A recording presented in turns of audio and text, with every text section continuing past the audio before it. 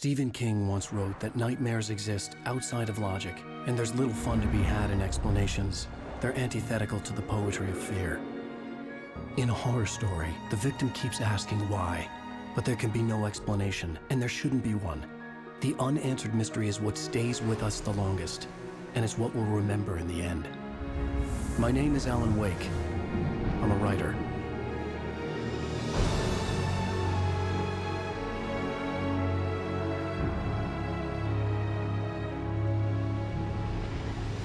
I've always had a vivid imagination, but this dream unsettled me.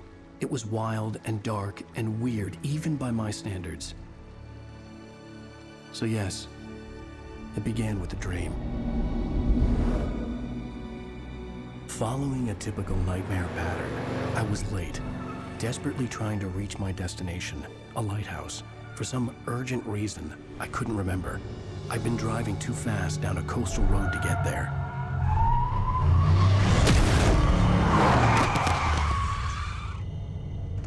I'd seen the hitchhiker too late.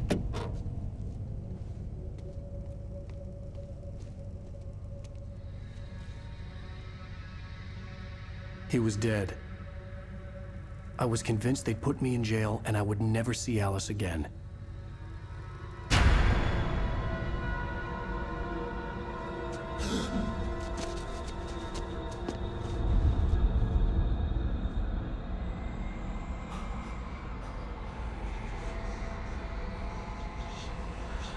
Suddenly, his body was gone. I was in shock from the crash. I could hardly stay on my feet.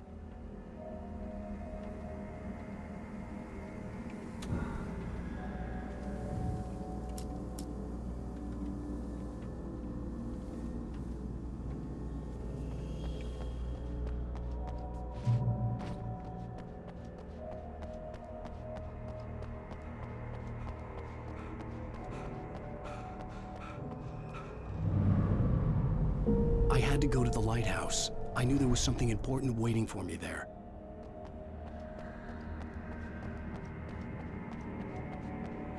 The bridge had collapsed. I'd have to find another way to the lighthouse.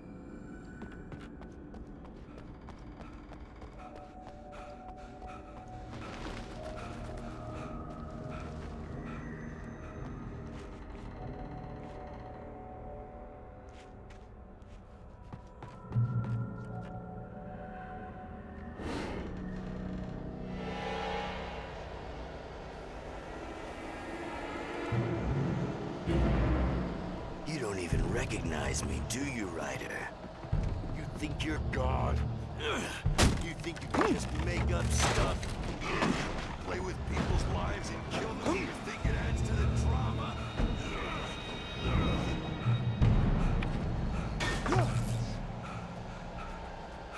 You missed your deadline!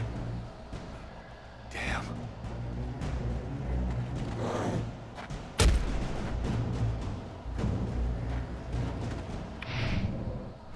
You can't stop me!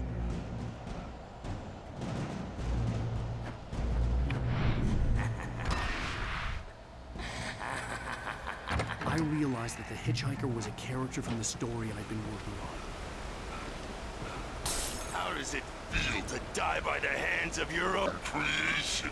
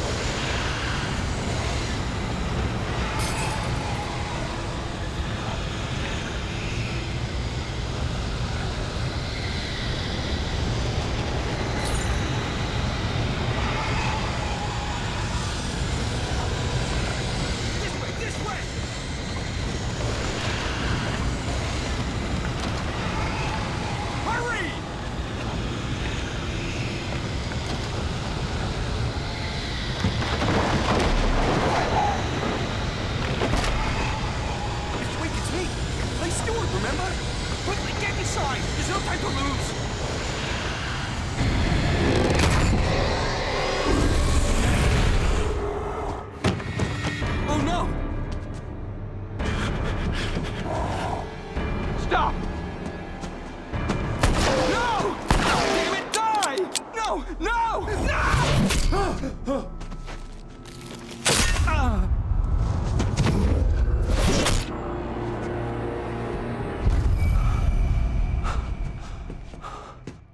was trapped. There was no way out.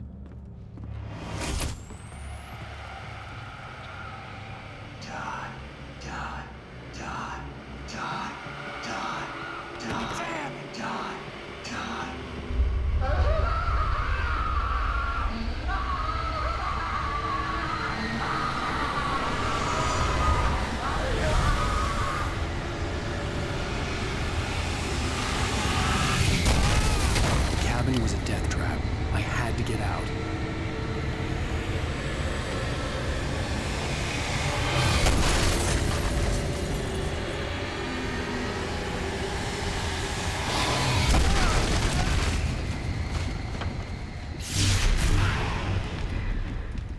Follow the light.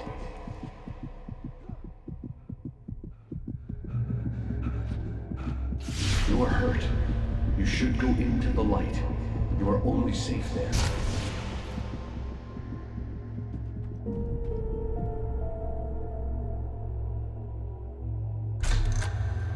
Well done. I have something important to tell you. It goes like this. For he did not know that beyond the lake he called home lies a deeper, darker ocean green, where waves are both wilder and more serene. To its ports I've been. To its ports I've been. Do you understand? No. Follow my light.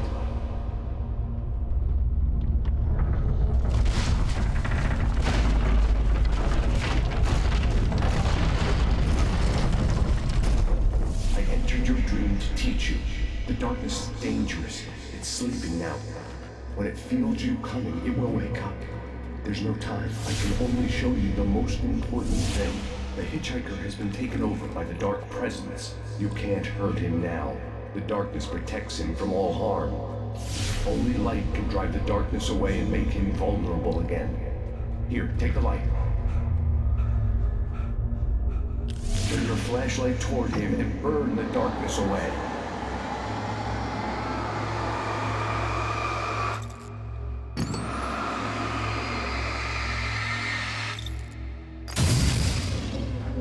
You did it. Now the darkness no longer protects him, but it's still inside, controlling him. He can't be saved. He's still a threat. He is still your enemy. Here, take the gun.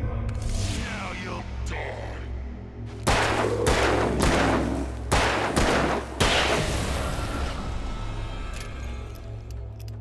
Good. You've done well. Remember what I've taught you. That is all. I will give you back your dream now. In the nightmare, a terrible darkness was taking over the world. The lighthouse was the last safe place on Earth.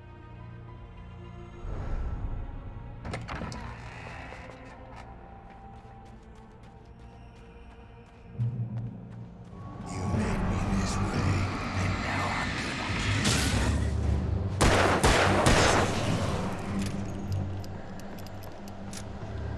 you.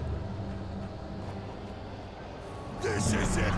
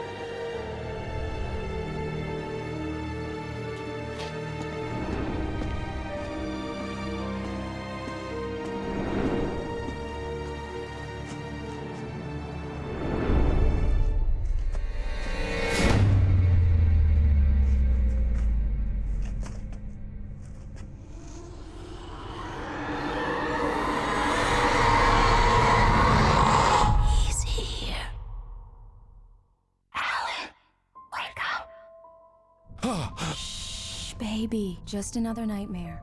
Everything's fine. You dozed off. Right. Anything more than dozed off would be news for everyone. Cheer up, handsome. We're here.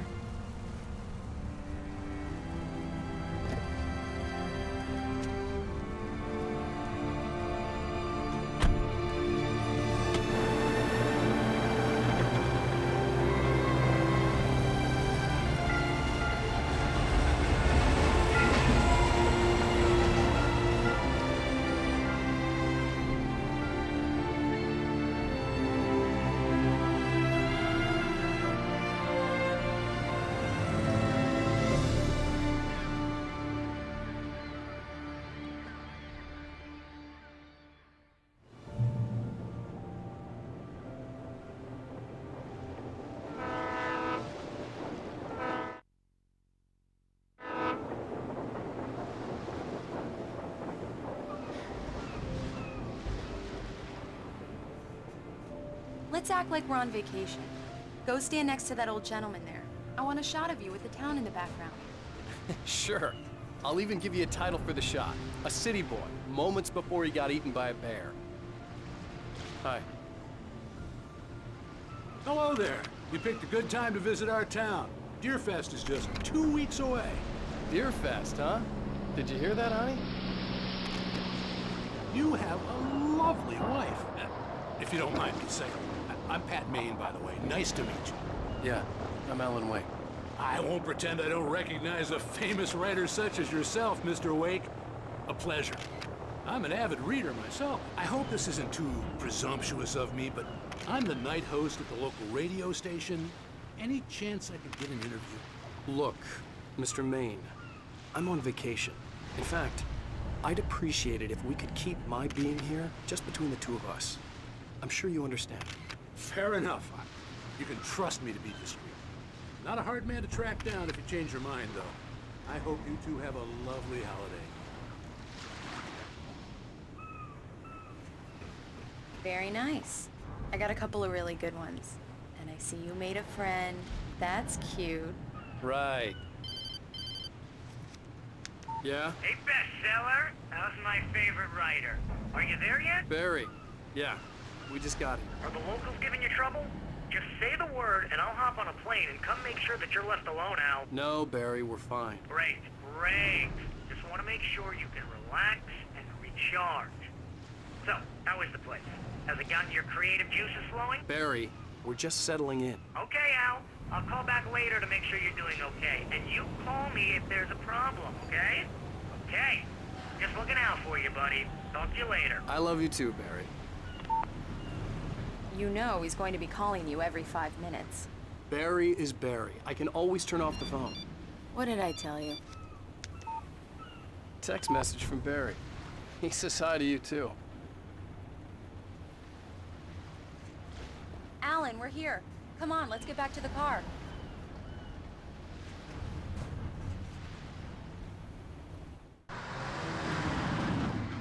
We need to stop at the local diner to get the cabin key from the landlord, a Mr. Carl Stuckey. He's waiting for us. I'll go fill her up while you get the key. I'll pick you up here in, say, 15 minutes? Sure. Alan, thank you for coming here with me. I love you too. Go on. I'll promise to behave.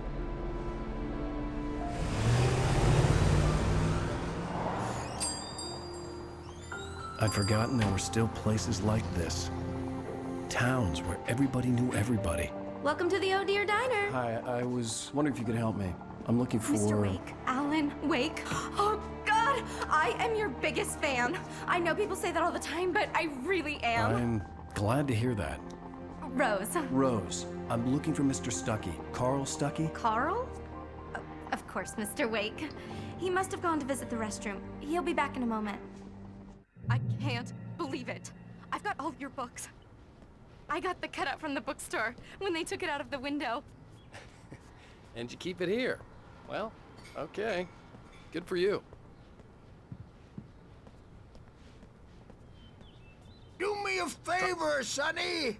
I could really use a tune right now.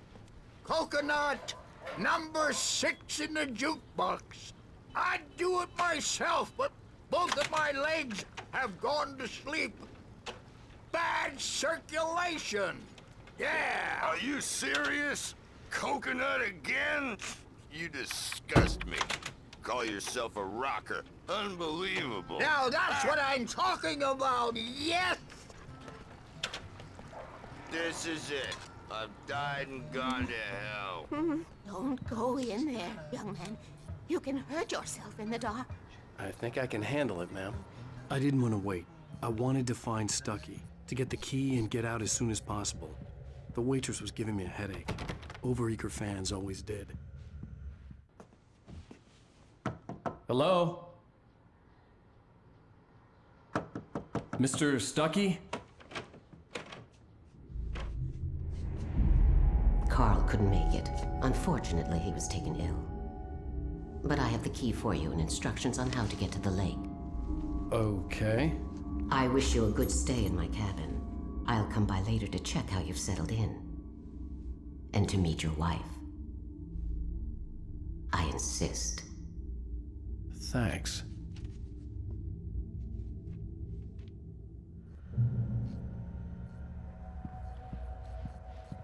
Cauldron Lake is a special place. Very inspiring.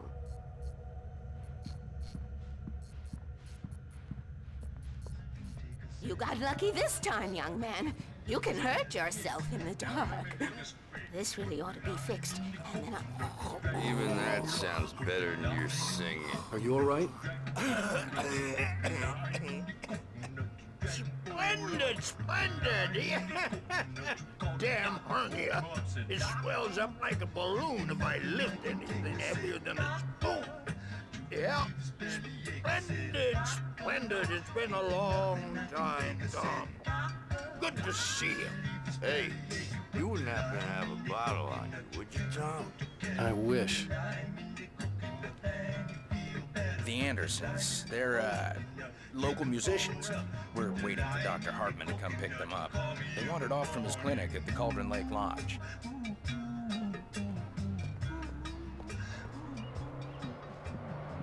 Bye, Mr. Wake.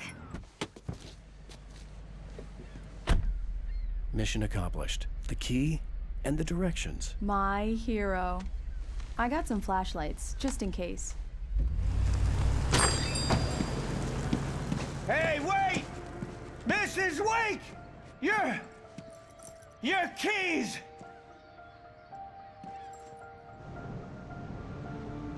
That diner was a real nut house.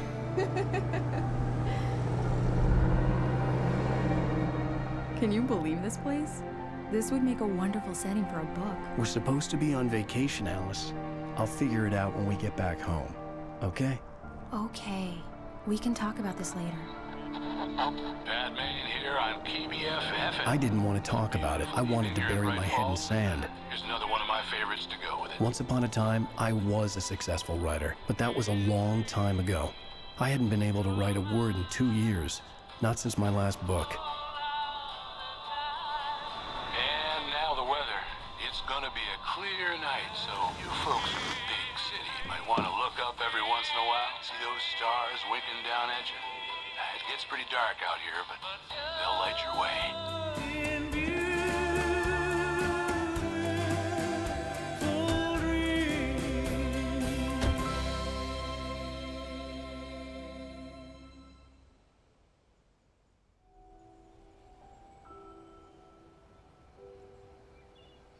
Wow. It's gorgeous, Alan. It's something, all right. Don't worry, honey. I'll get you inside safe and sound before it gets dark. And I've got the flashlight. I know. I'm okay. Alice had a phobia. The fear of darkness. I wanted to make sure we were inside with the lights on before sunset.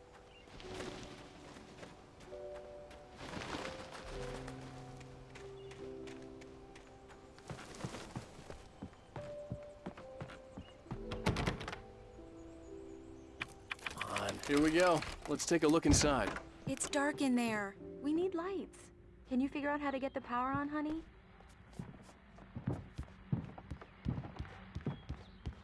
Hello? Anyone here?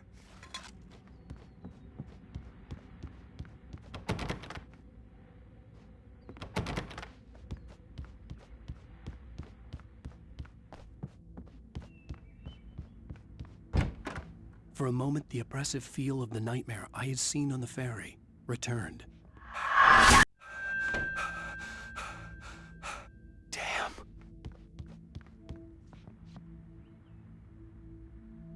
I needed to get the power running in the cabin. There had to be a fuse box or a generator somewhere on the island. The cabin looked like a time capsule from the 60s, or even earlier.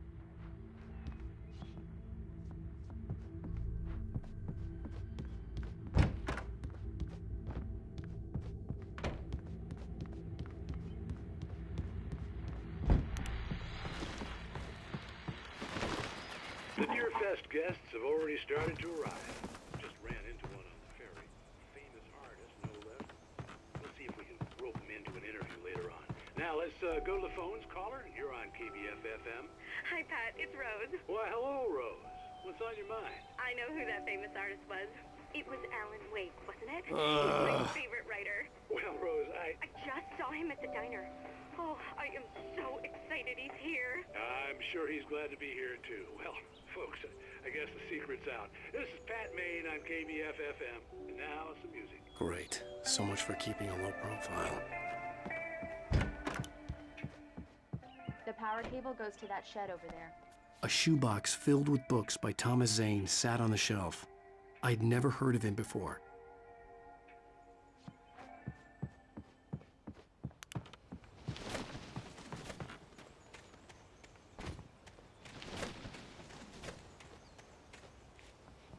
The island had once been the site for a love story. Maybe it would be that again.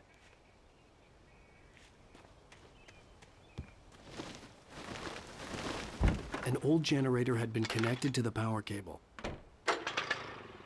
The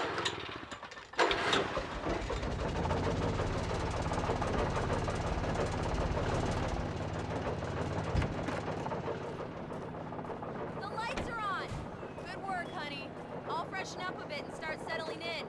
Okay, I'll look around a bit. Sure thing! Have fun!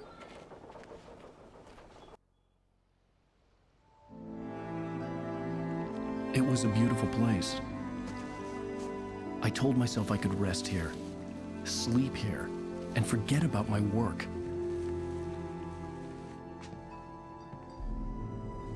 I thought we could be happy here.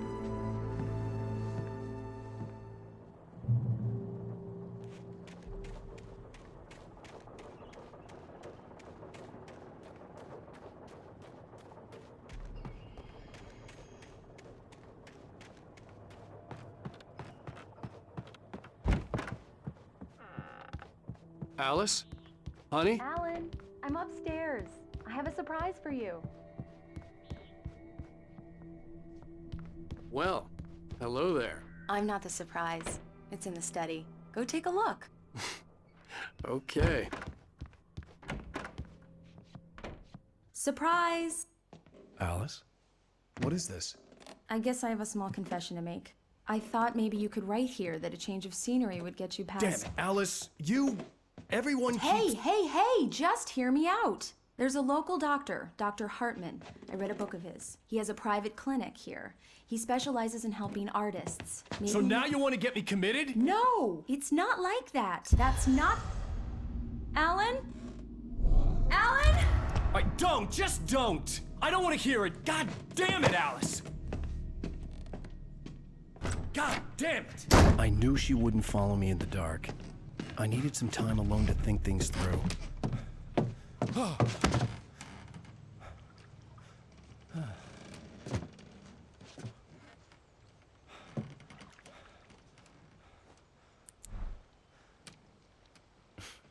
Damn it.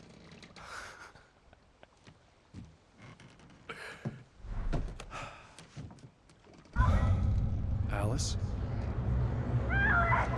Alice? Alice! The cabin had gone dark. All the lights were out.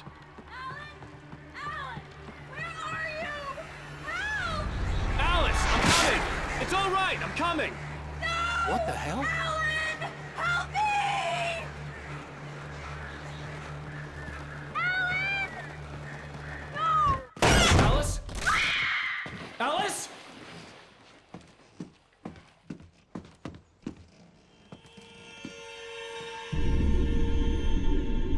Oh no!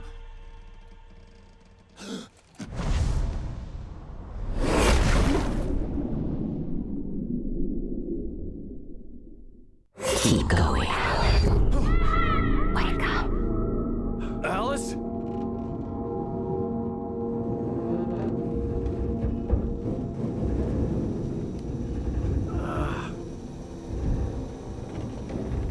Waking up in the crashed car felt like I had woken from one nightmare and entered another. I couldn't remember how I got there. All I knew was that something terrible had happened to Alice. The phone was dead. I'd have to find help on foot.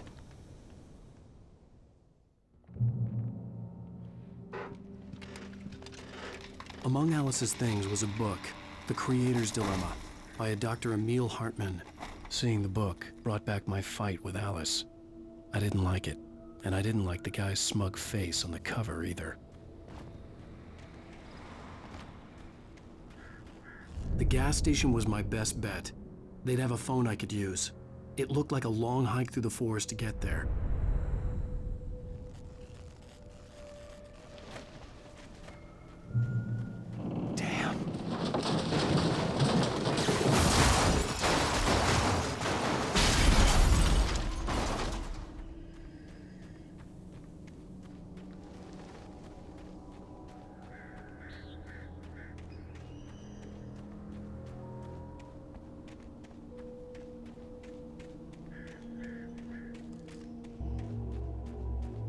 Hello?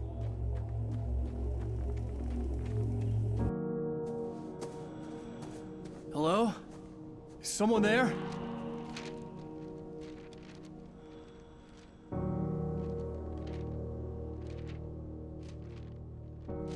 The loose sheets of paper were pages from a manuscript entitled Departure. That was the name I planned to use for the next novel I had never gotten started.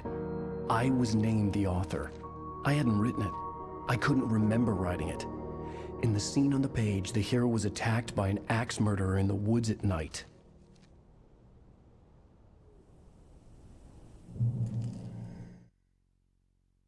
Departure by Alan Wake.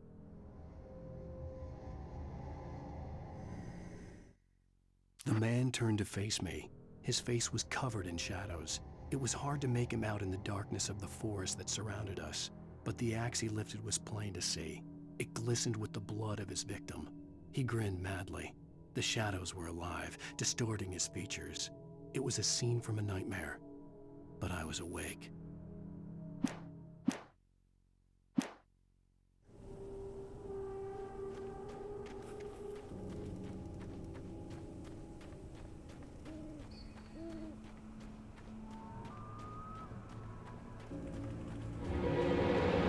Anybody there?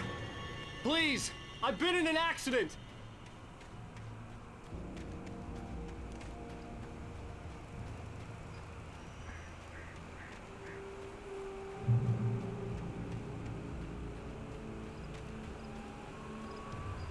The lights up ahead were a good sign. Maybe I wouldn't have to hike all the way down to the gas station to find a phone.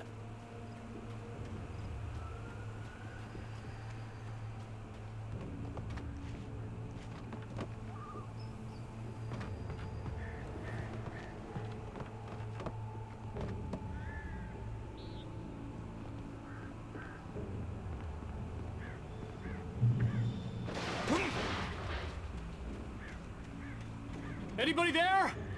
Please, I've been in an accident. Hey! Hey, you! Phil! There's been an accident. I need help. Listen, Deposit. I need to... Premium cabins for rent in... Oh, hell. Carl Stuckey. Pleased to meet you. Non-refundable reservation deposit required. Fair and square.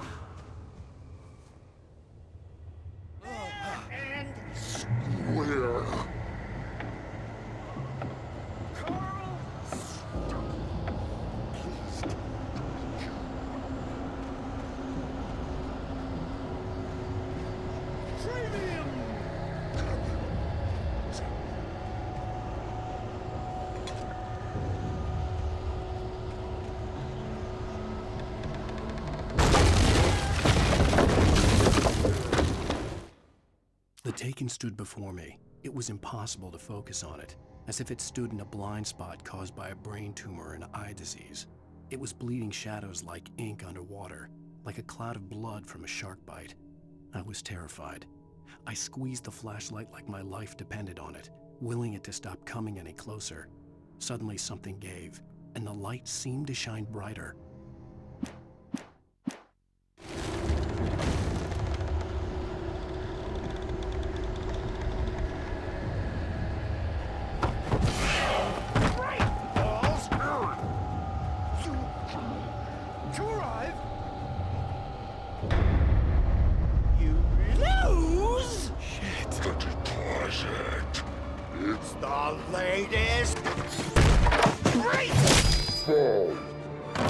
I had to figure a way out of this. Any second now, and Stucky would be knocking on the door with his axe like Nicholson in The Shining.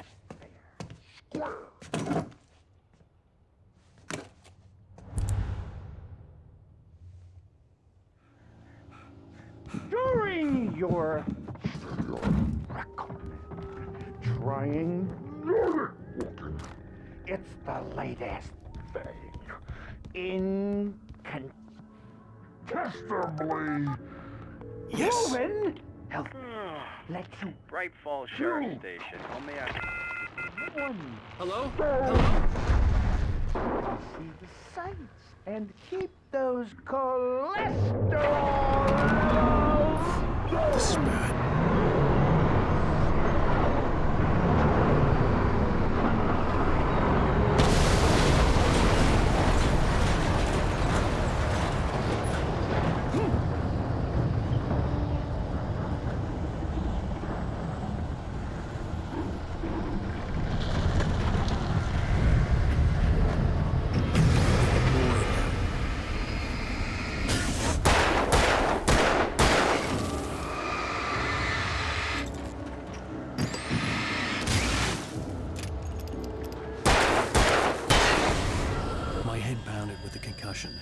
I'd never fired a gun outside a shooting range, and now I just killed someone.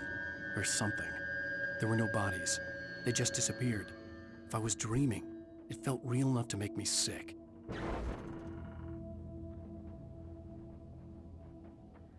The dark forest was the last place I wanted to go, but I had no choice. I had to get to the gas station. It's rabbit season.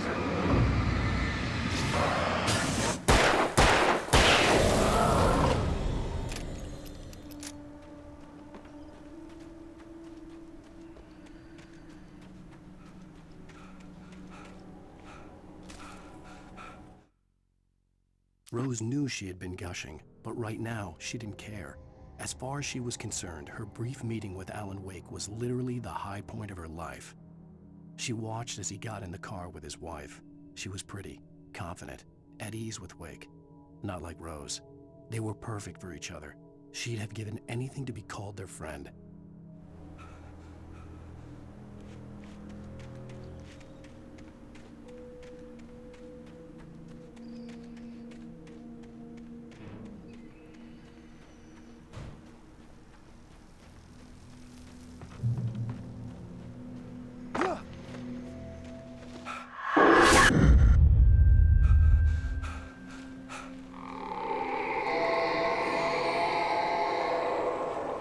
What the hell was that?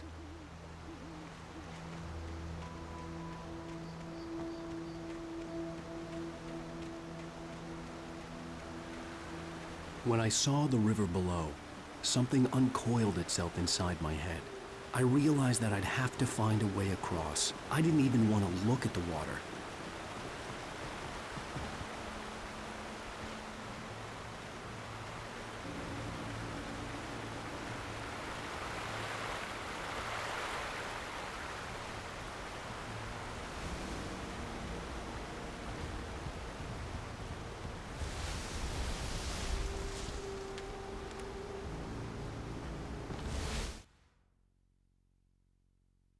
Barry Wheeler was bouncing off the walls.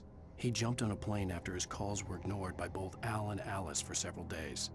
It could mean that they were both on a second honeymoon, but Barry didn't buy it. Al had been way too unstable for that. Not sleeping, messed up. Barry had years of experience dealing with Alan Wake, and he couldn't ignore it. Something was wrong.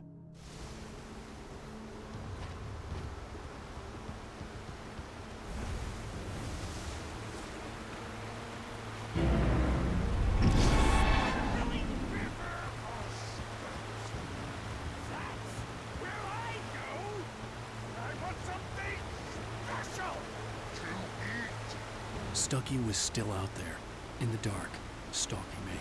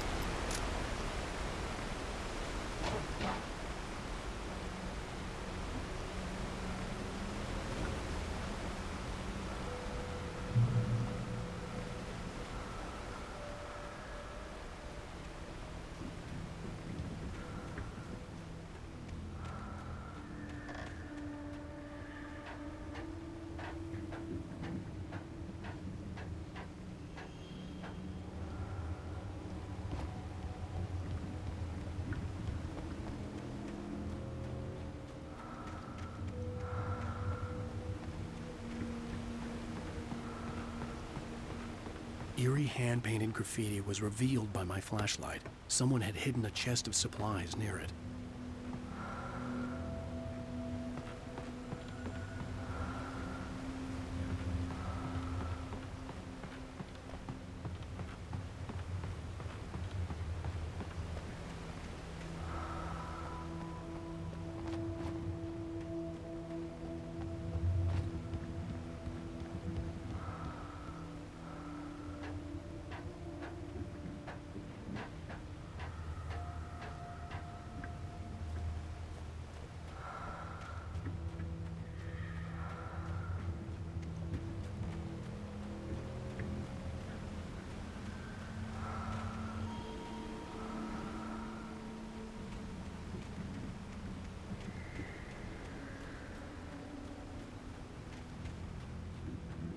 The staircase was broken. I had to make my way up some other way.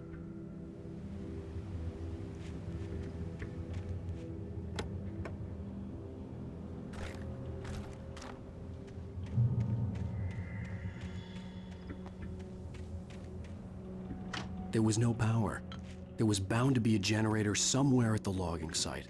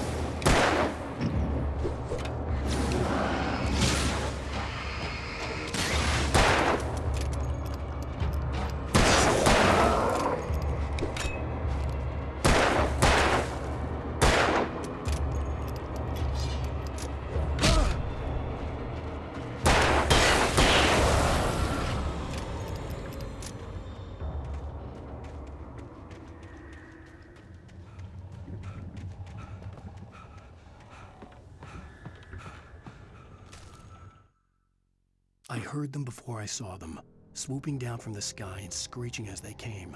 I spun around just as the cloud was upon me. For an instant, I stared into 100 dead eyes, black pearls glittering in the darkness. I raised the flashlight and the swarm exploded like fireworks. Feathers burned, turned into ash. I couldn't hear my scream above theirs.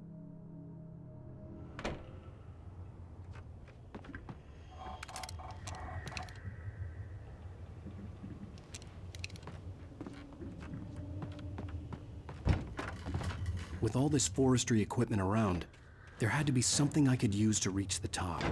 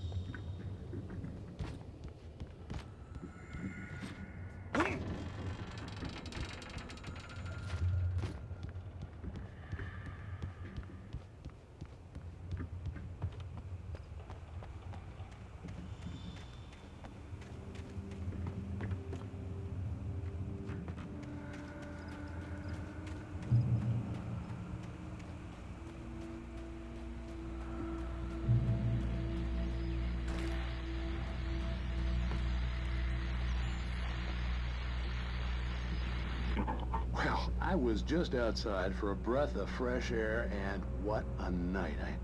I know most of you are probably in your beds by now, but if you're still up and around, take a moment. Step outside for a spell and breathe in deep. The weather is absolutely still. The sky is crystal clear. It's like the forest is quietly breathing along with you.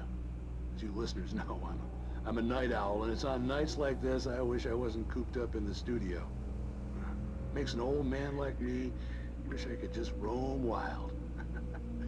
But here I am, and who'd keep you company all night long if I weren't? It looks like I'm not the only one staying up late. Caller, you're on the air. Hey, Pat, it's Maurice Horton. Hello, Maurice. What are you up to?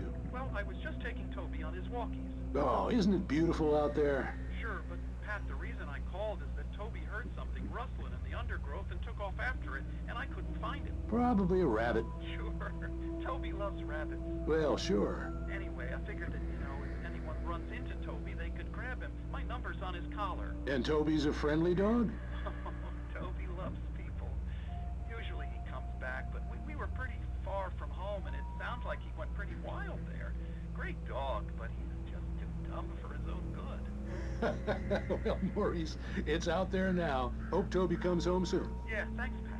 You have a good night now.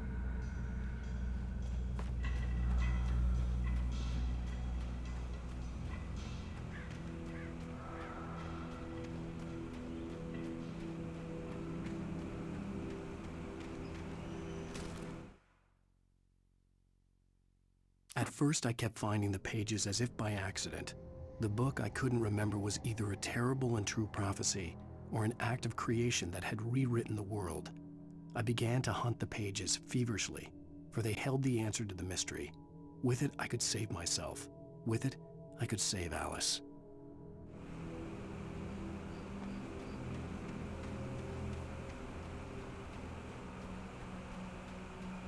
The gas station was closer now, its light welcoming in the darkness.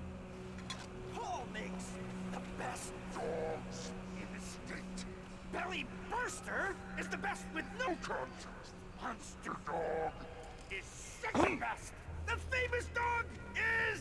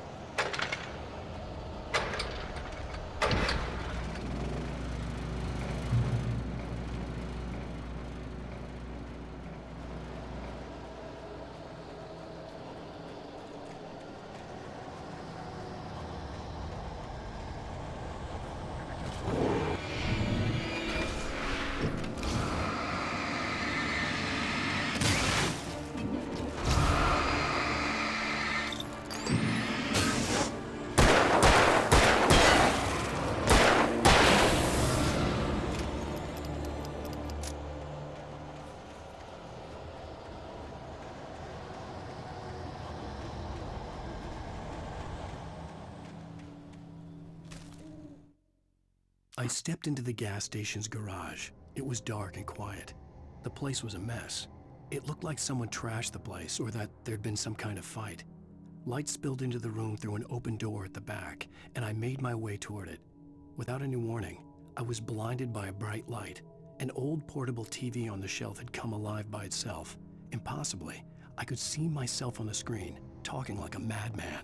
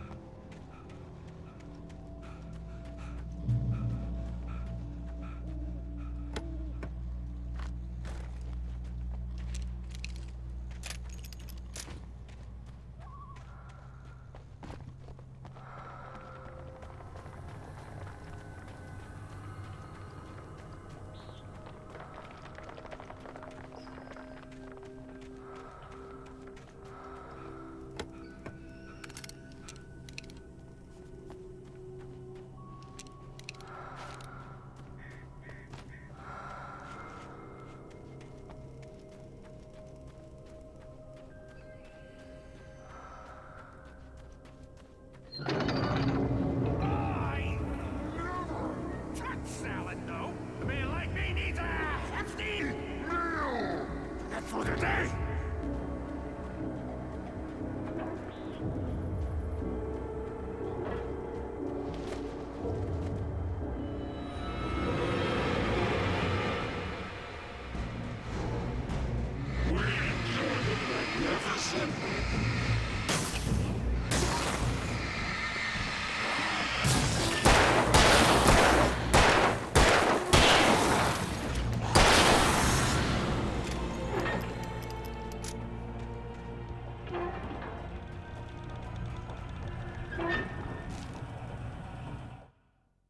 The cabin on Cauldron Lake?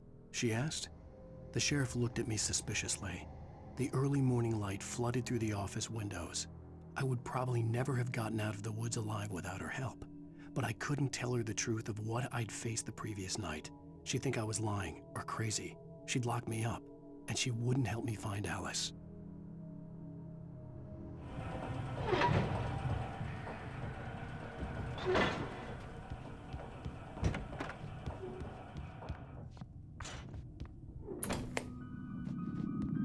Science. It bestows immortality on those who advance it to elevate all of mankind. Newton, Einstein, Sagan, princes among men. But the price for such a legacy is steep indeed. In Night Springs. Tonight's episode, a quantum suicide.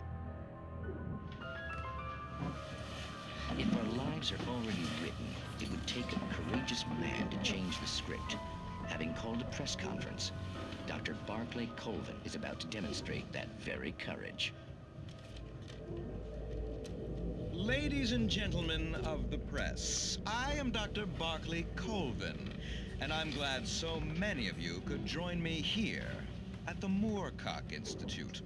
Tonight, I'm going to give a practical demonstration of the many worlds interpretation. As you can see, this is a loaded 9mm pistol. It shall be part of a thought experiment. And now, a real experiment, known as a quantum suicide. Did he say suicide? Is that a real gun? He's kidding, right? Please, stay calm. There is no risk. Observe what occurs when I place the weapon against my own forehead. Now, you might think this round is merely a dud. Not so. Observe the flower pot. And yet, I myself cannot be harmed with this gun. With each pull of the trigger, two new realities branch off. One in which the weapon didn't fire, and one where it did. With my machine here, I have ensured that this reality is always the former. I have bestowed upon myself quantum immortality. Under no circumstances can this gun kill me. So wait. What you're saying is that every time you pull the trigger, in another reality, you die? Yes, of course, but that's completely trivial. There's an infinite number of things that could happen at any moment, and they always do happen somewhere. The point is, this one thing did not happen here. You're insane, Colvin. Insane? Insane? Hey, was this thing supposed to be plugged in? I stumbled on it. You fools! Gaze upon quantum immortality.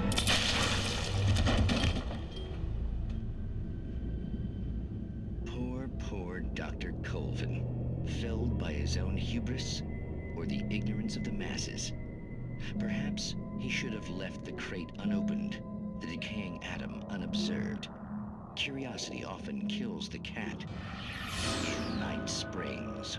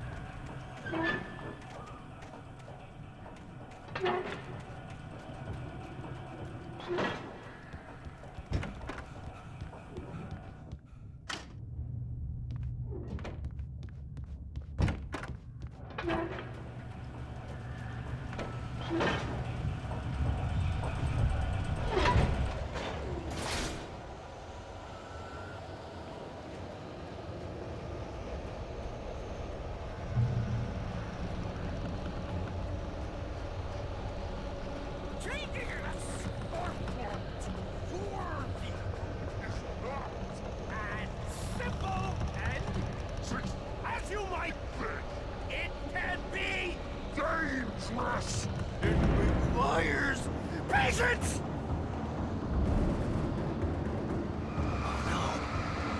Even with the engine takes...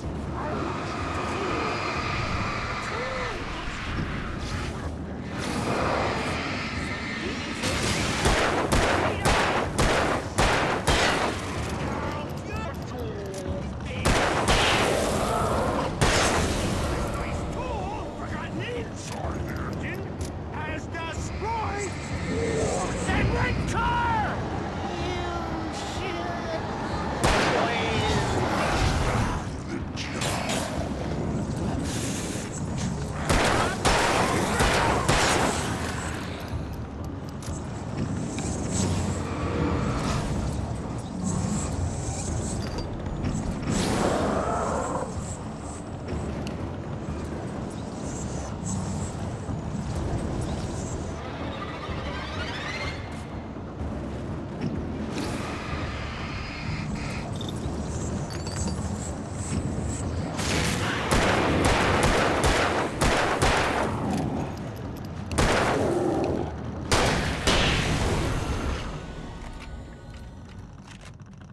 Stucky's body vanished, leaving behind only a lifetime of nightmares to come, assuming I'd reached the lights at the gas station alive.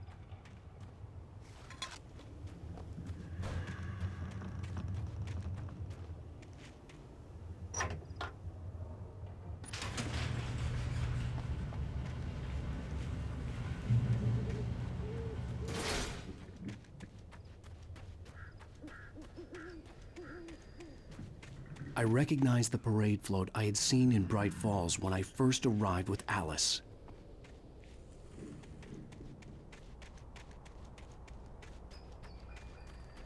After the insanity I had just experienced in the darkness, the lights of the gas station felt comforting. At least for a moment, the sane world reasserted itself. Stucky spat on the garage floor and tried to shake the cobwebs from his head. Ever since the couple never showed to pick up the keys, things had been fuzzy. Something, a feeling caught his attention. Stucky looked up and stared as his brain tried in vain to process the horror before him. He stumbled back, knocking over a can of oil. A black pool spread across the floor while he struggled for a brief moment, then let go as the unrelenting darkness engulfed him. The Deer Fest had been 2 weeks away when we arrived. If the day count on the banner was right, I was missing a whole week between the night we got here and now. The garage was a mess. It looked like someone had trashed the place, or that there'd been some kind of fight. I'll write. I'll keep writing. Outside, there's only darkness. Outside the cabin, outside the story, there's only darkness. I can feel her presence in the dark. Just now, I could smell her perfume in the room. I'll reach her, I'll fix it up. I'll bring her back. The story will come true. If I stop, she's lost. I don't believe this. It'd been me on the TV, talking crazy. Was I losing my mind?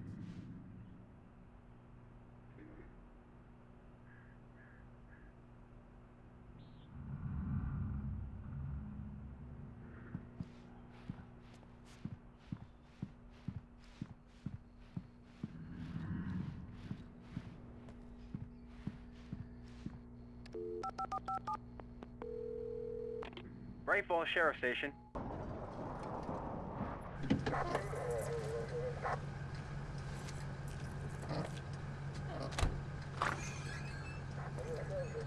Oh, thank God, Sheriff. Sheriff Sarah Breaker, you are... I'm Alan Wake, but listen, I was in a car crash. My wife, Alice, she's missing. Calm down, Mr. Wake. We were staying in a cabin on the island, on Cauldron Lake. There's no island on Cauldron Lake, not since the big eruption in the 70s. Please, I can take you there, okay? You look like you've taken a pretty bad knock to the head. Are you okay? Listen. We'll figure this out. Please get in the car. We'll swing by the lake and then we'll go to the station, okay? Mr. Wake, have you seen Stucky, the guy who owns this place? I realized I couldn't tell her what had happened in the forest. She wouldn't have believed me. And then she wouldn't have helped me with Alice.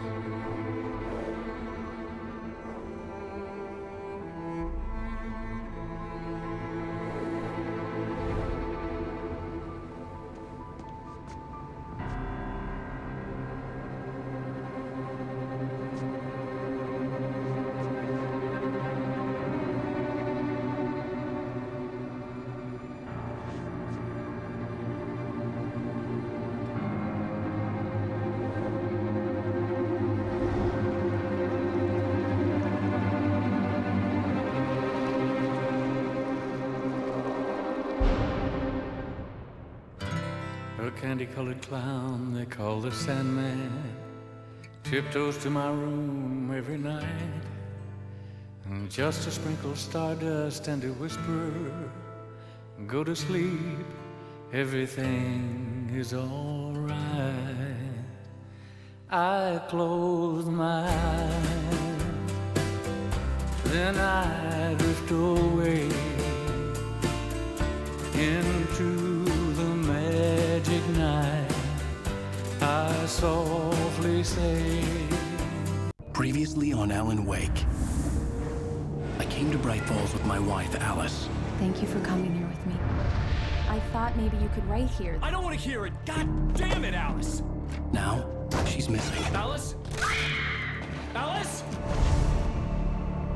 I woke up behind the wheel of a crashed car. I'm missing a week. I was attacked by shadowy men straight from a nightmare. The sheriff took me to the lake Alice and I had stayed at, but the cabin had disappeared.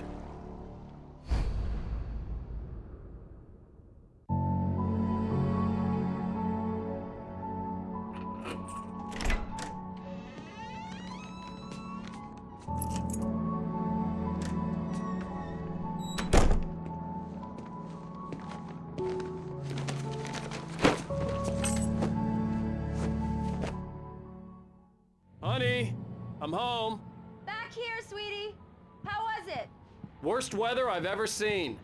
You should put some coffee on. It'll warm you up. Hey, handsome. This is gonna be a long night, but these shots are turning out great. I guess you're gonna need that coffee then. I'll go put it on.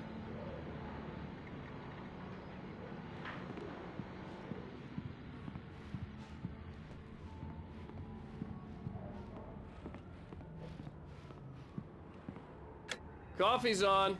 Great, thanks. I'll need it if I'm gonna finish this by tomorrow. Oh, hey, I just finished those cover mock-ups. They're on your desk. Tell me what you think. No kidding. I didn't think you'd get them done this quickly. On occasion, I can perform all sorts of miracles, my dear. Oh, really? Well, you seemed to think so last night.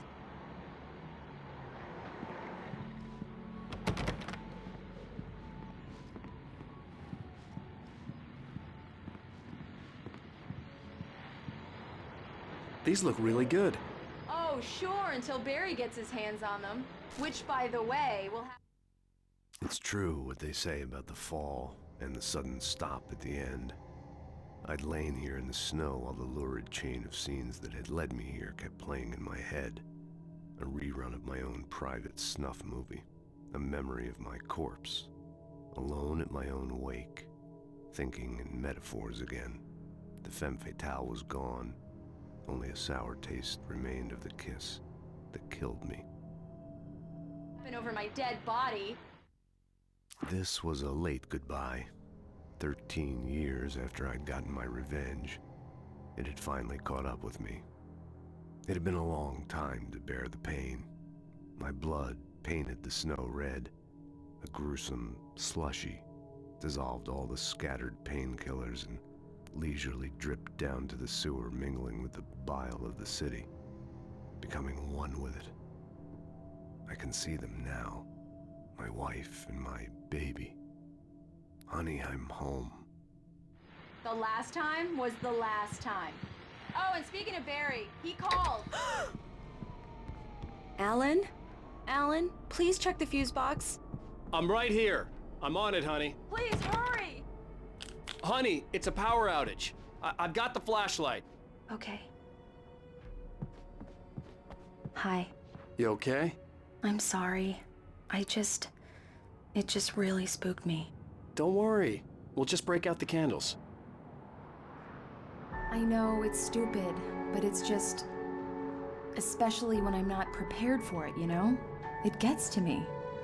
I love you. Tell me a story, writer. Okay. I used to have these nightmares when I was a kid. The dark really spooked me, too.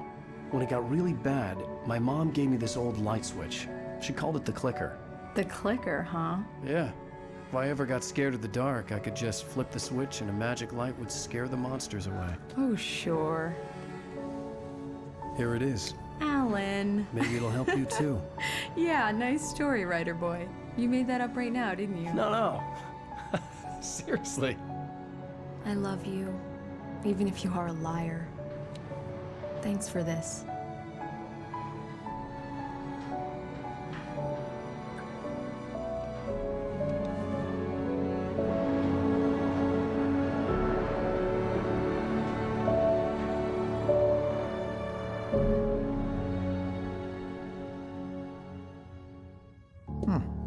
How do you feel, Mr. Wake? Any nausea, disorientation, anything like that?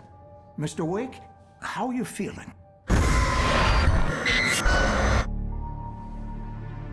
I'm okay. My head's fine. I had to lie about my headache and memory loss. He'd send me to a hospital for tests. I couldn't leave without Alice. Very well. I don't think you have a concussion, but you've obviously been through quite a shock. You should take it easy for a couple of days. Thanks. Well then, Mr. Wake, we're done here. If the pain gets any worse or you experience any other symptoms, you should come see me. I'll let you get on with it then. Sarah, Sheriff Breaker, is waiting for you. She's very good at her job. I'm sure she can locate your wife in no time. Doc Nelson was the image of a small-town doctor.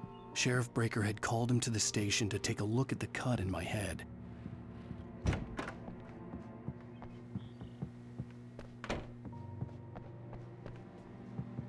Thank you for testing the lights, Miss Weaver. Everything seems to be fine. I don't have the luxury of being complacent, Deputy Grant.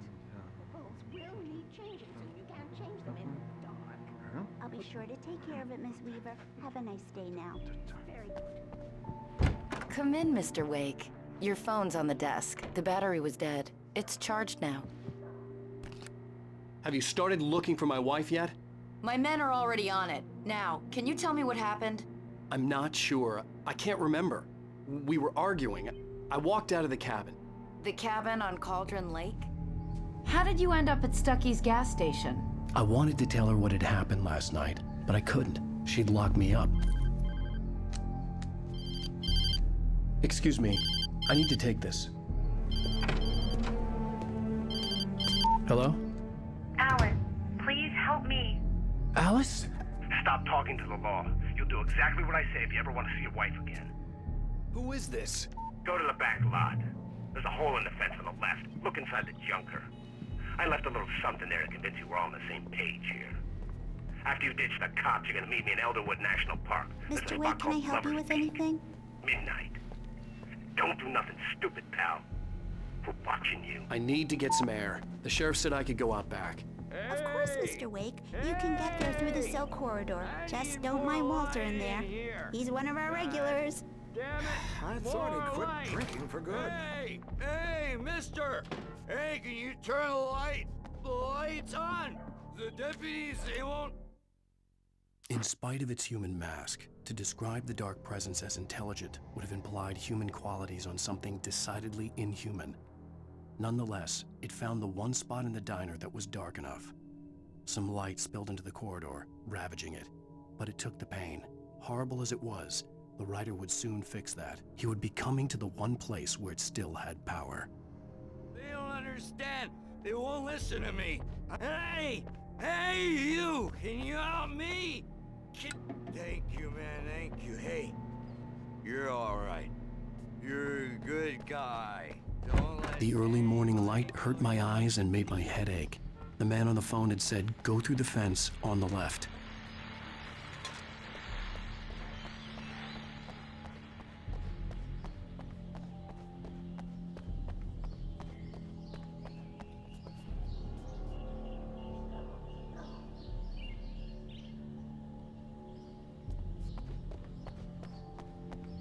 The caller had told me to find a hole in the fence behind the police station. There was something for me in an abandoned car.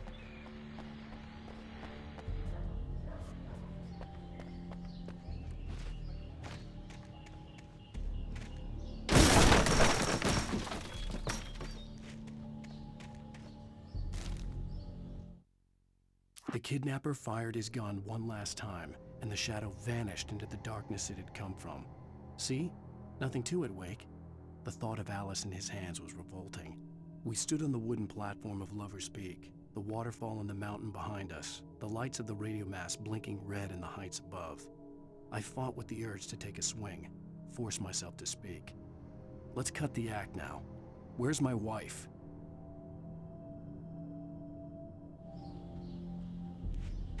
Alice's driver's license had been placed on the front seat. The caller meant business. Barry? Ow! Ow! Thank God! Where the hell have you been? I've been trying to reach you for a week, you and Alice. I've been worried sick. I flew out yesterday. I'm here in Bright Falls. Barry, listen to me. I'm at the sheriff's station.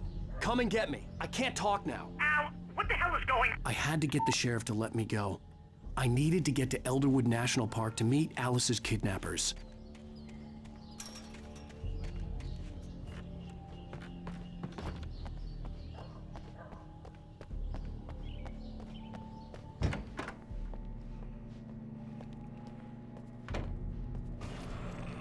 A writer is a light that reveals the world of his story from darkness, shapes it from nothingness.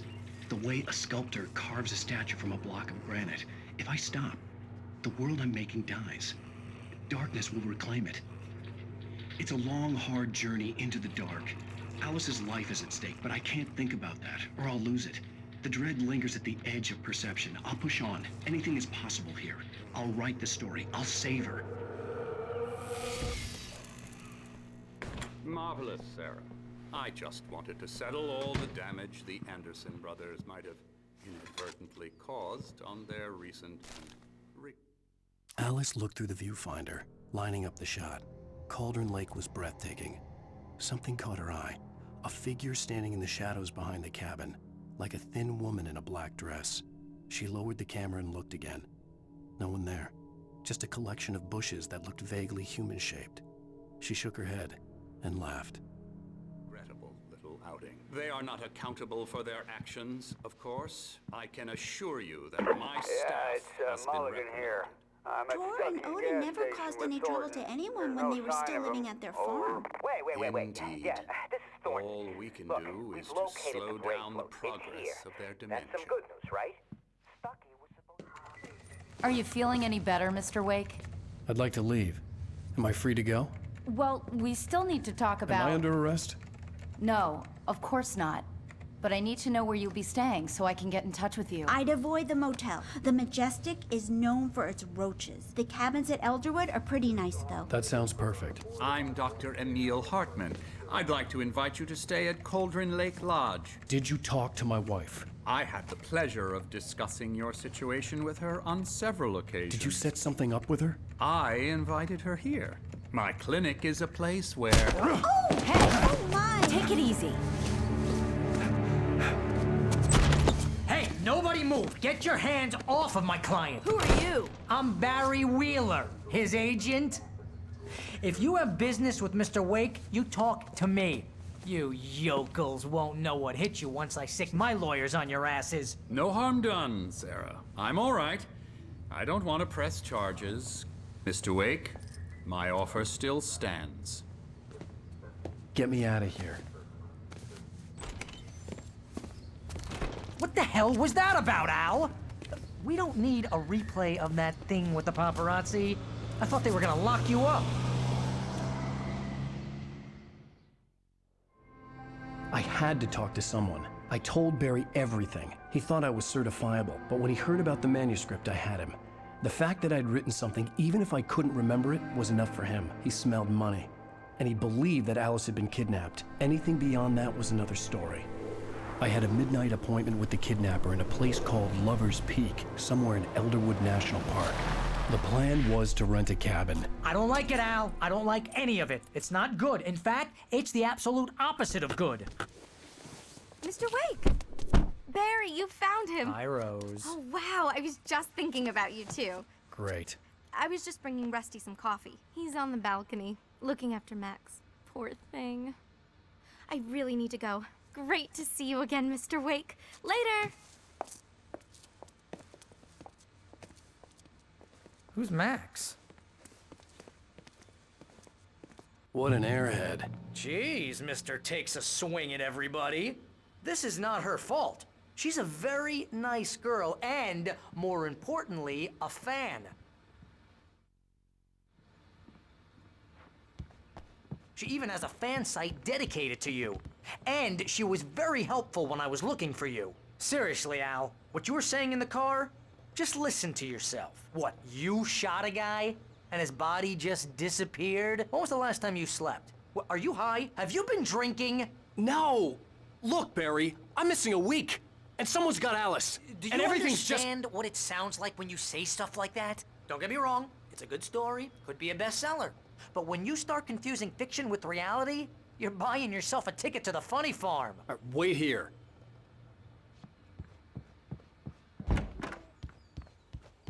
Easy there, boy. I'm almost done. Hey, Rusty, right? You rent cabins. Oh, Mr. Wake. I'd shake your hand, but mine are kind of full here. Actually, I'm sorry about this. Would you mind grabbing the registration form from the desk? It's just across from Bucktooth Charlie. Okay, sure. What happened? Crazy poachers. Max here got his foot caught in a trap. They're illegal to use here. Hell, you're not supposed to hunt within the park at all. But that doesn't stop some lowlifes. Well, at least Max is gonna be okay. He got lucky. Max is still groggy from the shot I gave him, and I'd rather not leave him alone. You can't just go and meet a kidnapper. Those situations always end up in disaster. You gotta talk to the cops.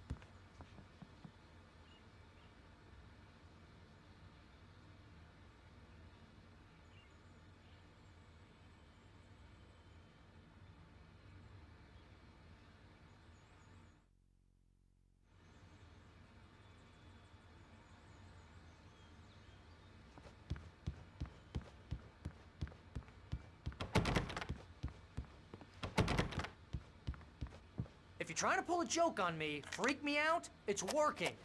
Ha ha, let's have a laugh on Barry. Well, you had me going there real funny, Al. You can quit it now.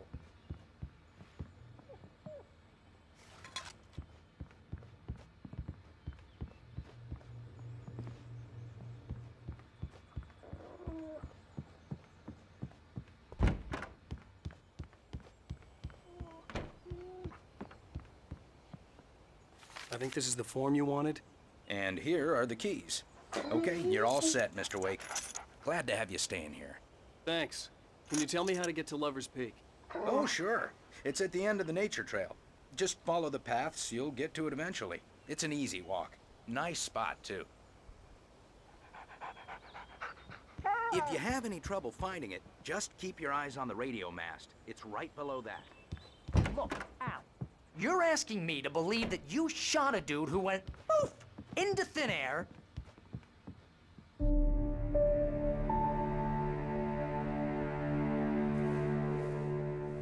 That's just crazy talk, Al. Al? Al? We should go to the sheriff or call the FBI. Damn it, Barry, they'll kill her! This is not a goddamn debate, Barry. I'm going to Lover's Peak. He said to come alone. Okay then. I understand. You're my best friend, and I'm worried that you're not right in the head. Tell me what to do to help, and I'll do it. You stay here, and if I'm not back by morning, call the cavalry.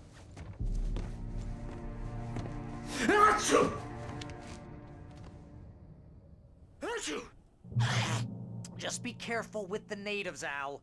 These yokels are dangerous. Everybody hates a tourist, or it'll be Deliverance all over again. Bless you. Oh, this place is trying to kill me. I'll bet there's mold in here, spores, poison ivy, God knows what. This is so not worth a 15% commission.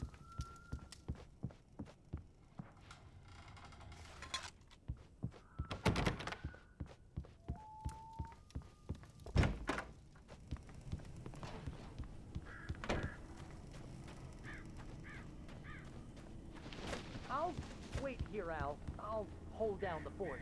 I'll be with you in spirit every step of the way, Al. Walk through the door now. Barry had never gotten along with Alice, but he knew Alan loved her with an almost frightening intensity. And now something had happened to Alice.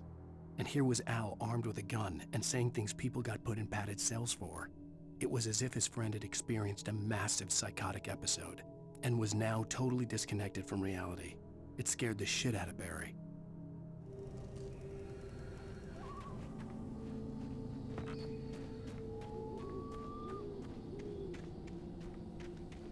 I knew I should have gone to the cops.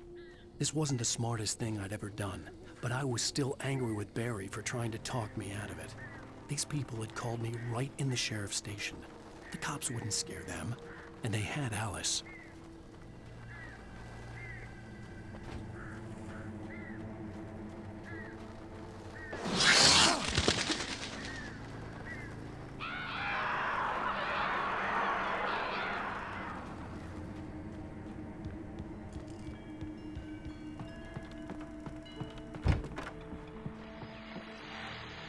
Welcome back to the show, folks. As promised, our very own Dr. Nelson has just parked his rear end in the studio. Doc, what's your Deerfest plan like? My plan? You make it sound a lot more organized than I ever seem to manage.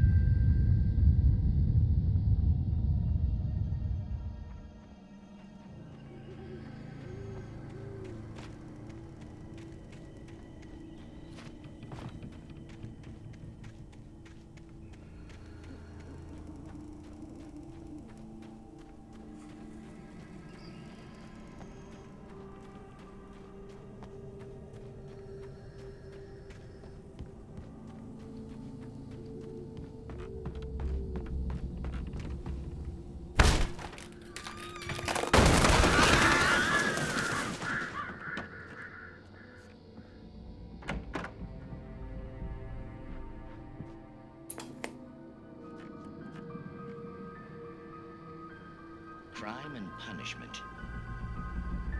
The cancer and cure of civilization. But some crimes are impossible to punish, especially in Night Springs. Tonight's episode, The Man in the Mirror.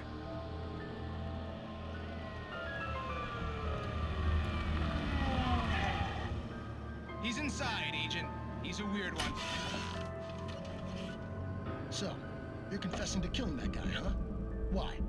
Had it coming? Yeah, but why would you do that? I mean, you're a nice guy. Normal. Took a kid to a soccer game. So how come at the game, you pick a guy and, quoting from the arresting officer's report here, assault the victim's head area repeatedly with the weapon of choice being a pair of bare fists? Wow, that sentence really flows, huh? Maybe you're not the literary type. Okay, so you mess him up. But why? Who was that guy? We couldn't ID him. Why would a guy like you do him like that? I didn't like his face? Well, you must have hated it, because you really went to town there. I mean, there's no way to tell what he looked like. No ID on him either. That must be difficult. But then we ran the fingerprints. Got a match. Your prints. Identical. Huh, how about that? Your son said you were wearing a white shirt when you took him to the game. But the white shirt is on the dead guy. It's plenty red now. You won't get away with this. Do you really think that's in any way relevant to me? I had plenty of time to talk to my boy before the cops arrived, you know? He won't stop screaming, am I right? You think he's ever gonna be okay? I left my mark. Believe me. You bastard. What? You gonna shoot me? What's the point? I'm going to prison. You got me. I don't understand any of this. And you never will. Don't worry. Maybe you'll see me again, Agent. Maybe in the mirror.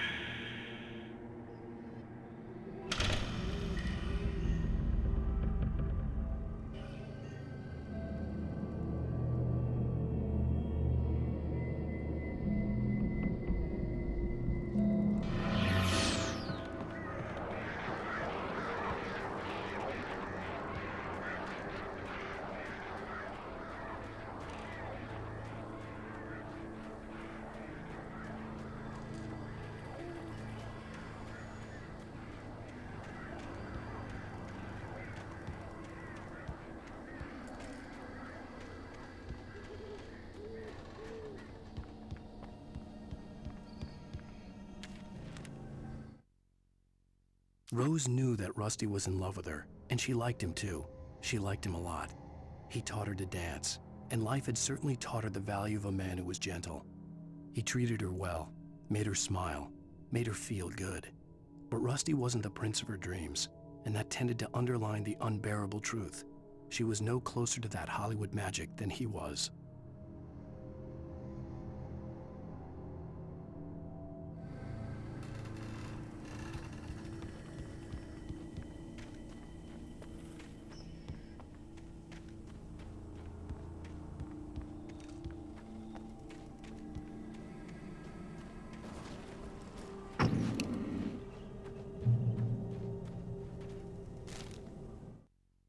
The air in the visitor center was heavy with an awful smell, as if some rotten drowned thing had crawled up from its grave.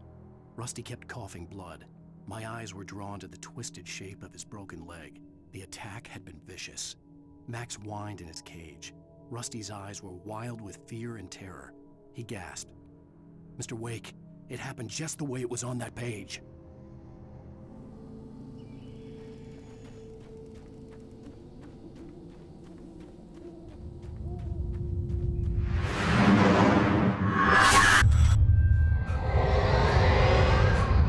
Vision left me weak. This was no head injury.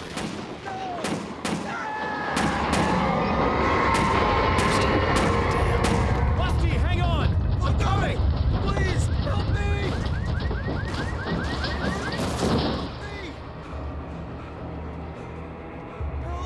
Help me!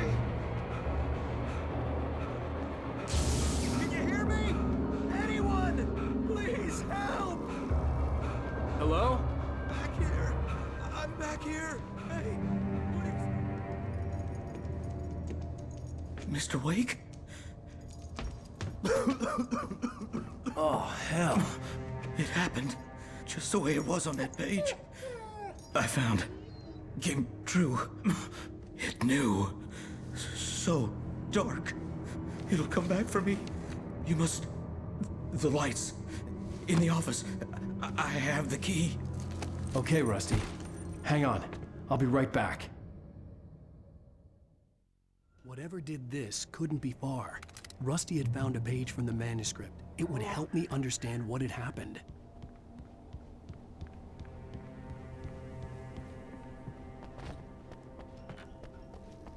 The only way to make sure that Rusty was safe was to get the power running and the lights back on.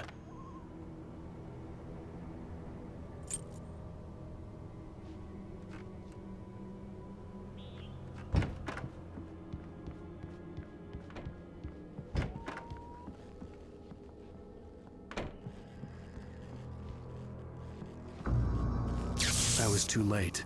Someone had destroyed the circuit breaker. There was no way to get the lights back on. Rusty! Rusty!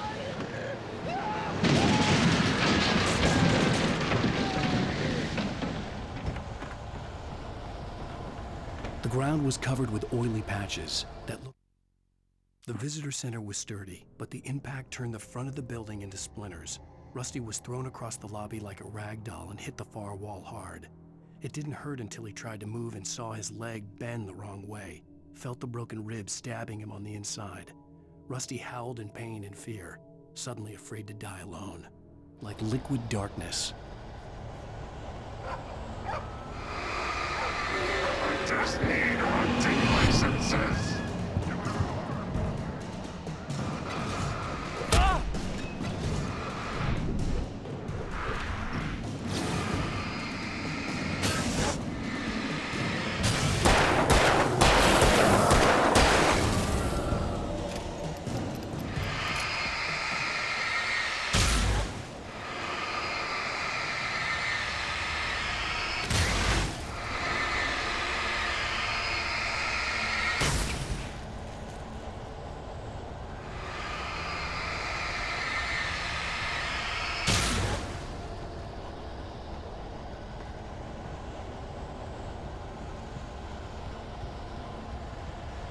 Something had torn a mammoth-sized hole in the wall. Please don't feed the animals. Fishing! Those prisoners! Who purges a park? Fishing. License, obey! The park ranger's instructions. At all times. Rusty, no! Never! No approach closer than 100 yards. Two bears and wolves! Never approach any other wildlife closer than 25 yards. Pets must be leashed. At all times. Never leave your pet unattended.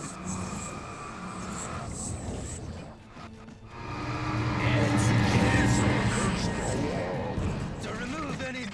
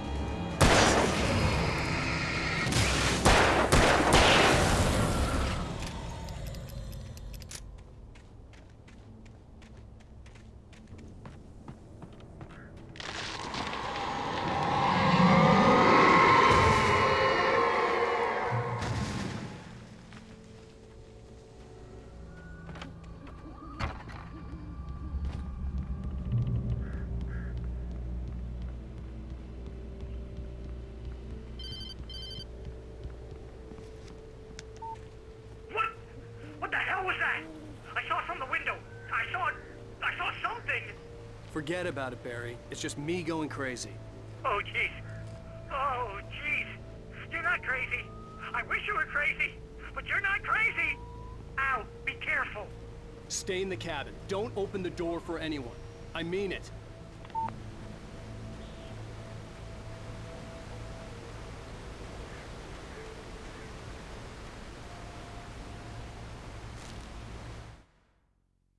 In that last instant of consciousness, Rusty thought about Rose. He was older than she was. Rose was barely out of her teens, but she made him feel young and forget what a train wreck his long-dead marriage had been. He still wore the ring. He'd been waiting for her to tell him to take it off. Now she never would.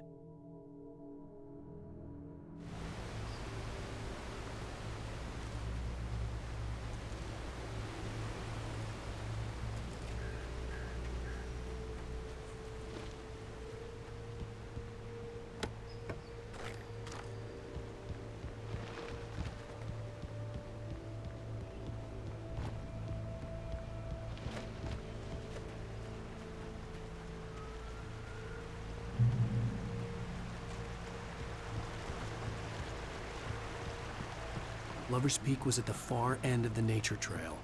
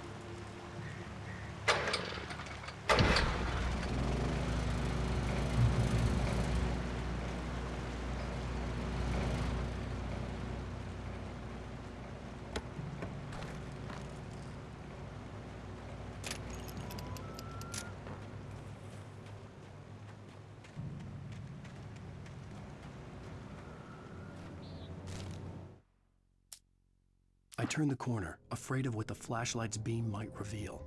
Suddenly, a roughly painted symbol of a torch glowed in the light. Behind it, hidden by a rock, sat a battered metal trunk. It was here for a reason, packed with supplies, batteries, flares, ammo, things you need to make it through the darkness of the night. Something left behind by someone who knew what I knew, and more.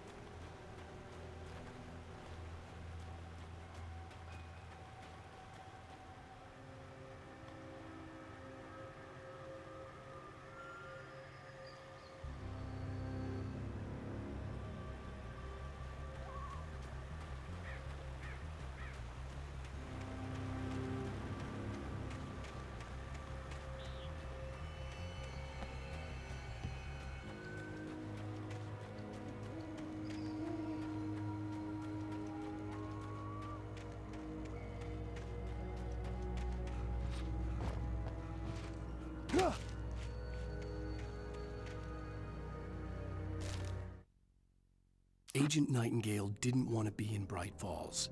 These little communities revolted him. and he didn't like the trees or the coffee. He now knew that impossible horrors lurked behind the storefronts and smiles. He desperately wanted to turn the car around and just drive until he passed out or ran out of road and booze. But he had a job to do. He had a rider to catch, at any cost.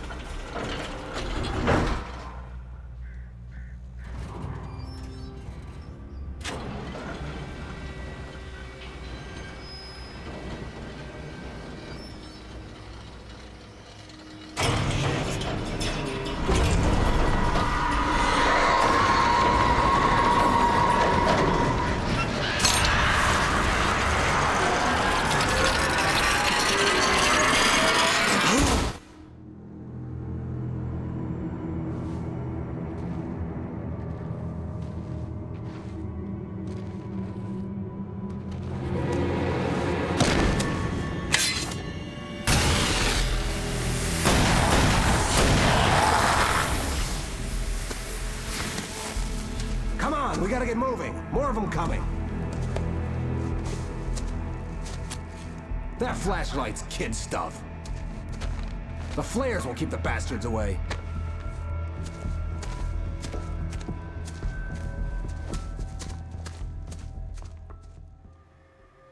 You can see them too? Hell, of course I see them. Come on, we gotta move. Why? Because that's the way the story goes. Yeah, but... Let's move! I lost my gun back there. Oh, I've got a gun. Just keep that light steady on him. It took a moment, but then I recognized him. He'd been on the ferry when I first arrived here with Alice. He knew my name. We were headed in the direction of Lover's Peak. There was no way this was a coincidence. He was the kidnapper.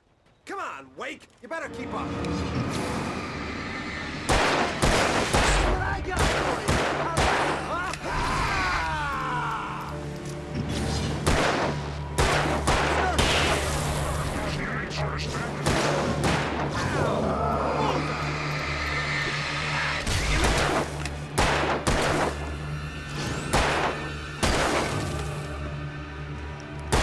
Fighting me!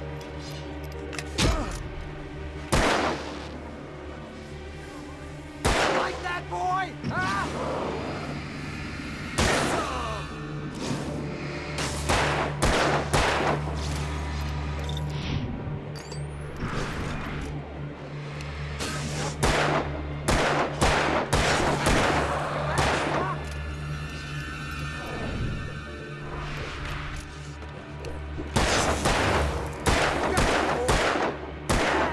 That's right.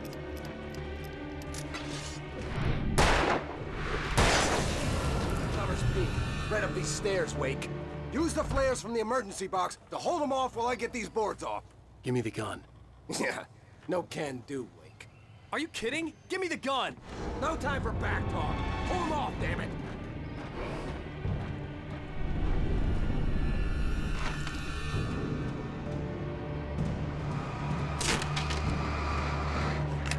Just a little longer. Scare them off.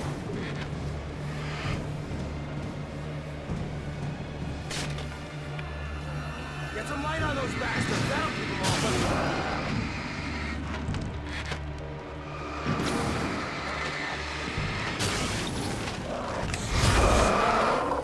Just a little longer. I almost got it. Okay, it's open. Move it or lose it. That's right. Keep coming. Feel that? I've been hurt.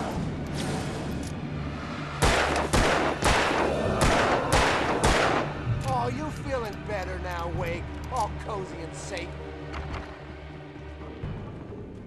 Better get ready. They'll be on us soon.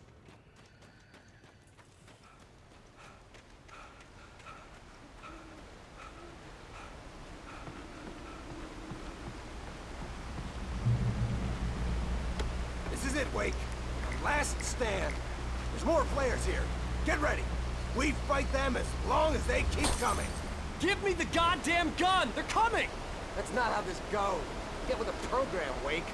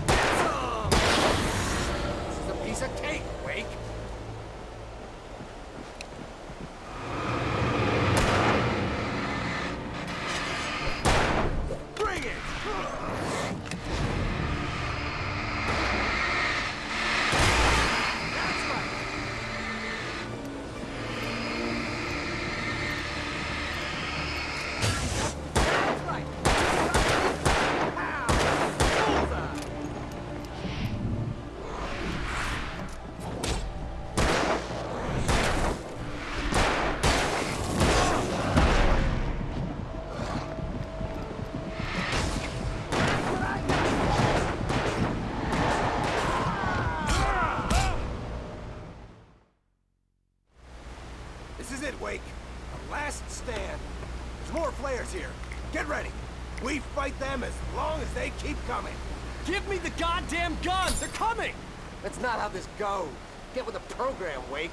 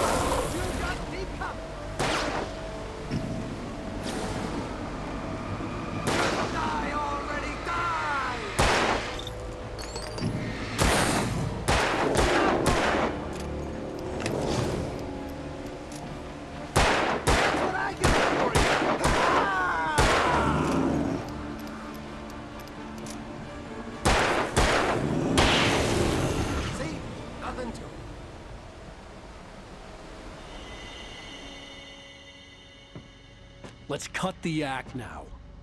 Where's my wife? I knew you were gonna say that. I read it all before. You're a hell of a writer. Congratulations.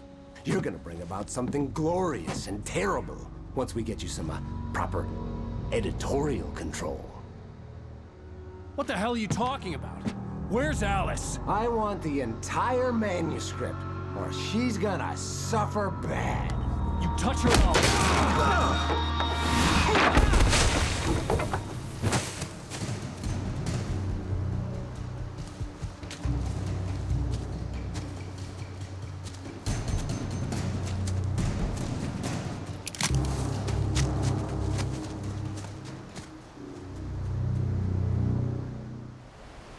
You're gonna give me the manuscript or you'll be sorry!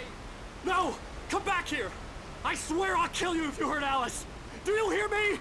Come back here! He had Alice, and he wanted. On more than one occasion, Alice had tried to explain to me how it felt to be afraid of the dark. To her, darkness wasn't simply the absence of light, but something more tangible than that. It was something you could touch and feel. Worse than that, it was something with a mind of its own, something malicious and malign. For her, things changed when they were wrapped in darkness. They turned into something else, something foreign, and nothing was safe or innocent anymore. I'd never really understood what she meant, until now. The manuscript because he thought it held some magical power, but I had no manuscript to give him. I had to get back to Barry and figure out my next move.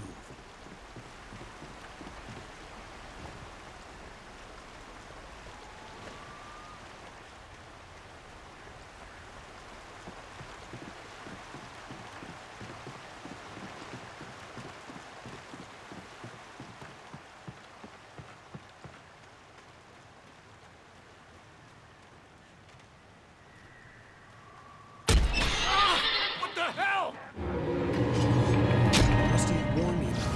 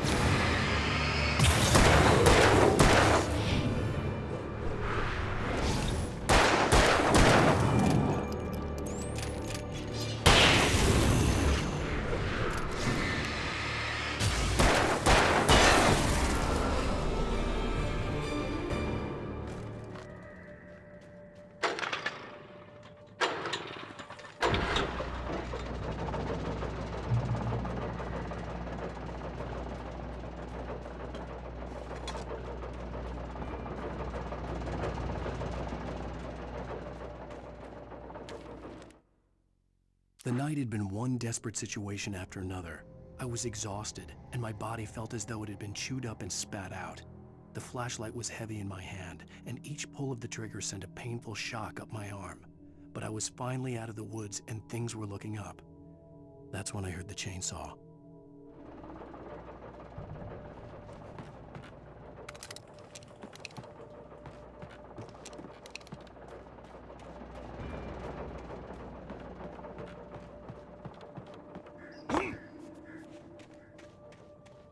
I had heard the plane fall. It made no sense.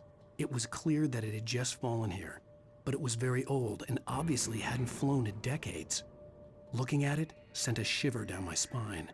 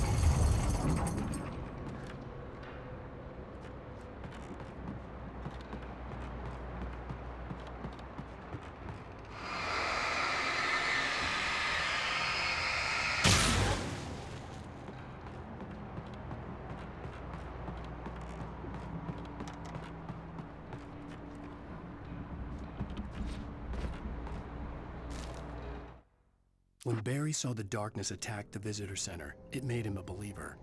The men Al said he'd shot, they hadn't been just locals on crank. Somehow the world had changed, like the channel had been switched without warning. You think you're watching a sitcom, and you're really watching a horror show. When the birds started attacking the cabin, Barry wasn't surprised, just terrified.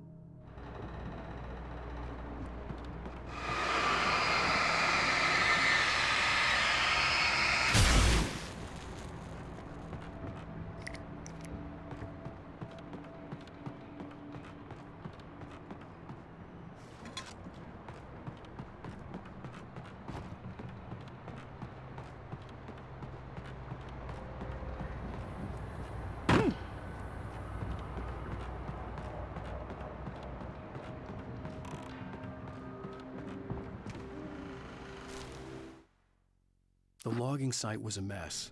The modular office had been pushed off the cliff. Deputy Thornton climbed up from the wreckage excited, breathing hard from the exertion. Nobody there. It's weird. Don't you think that's weird? Bored, Mulligan let out a mighty snort. Hell, it's always weird, Thornton. Just a question of sorting out what kind of weird it is this time around.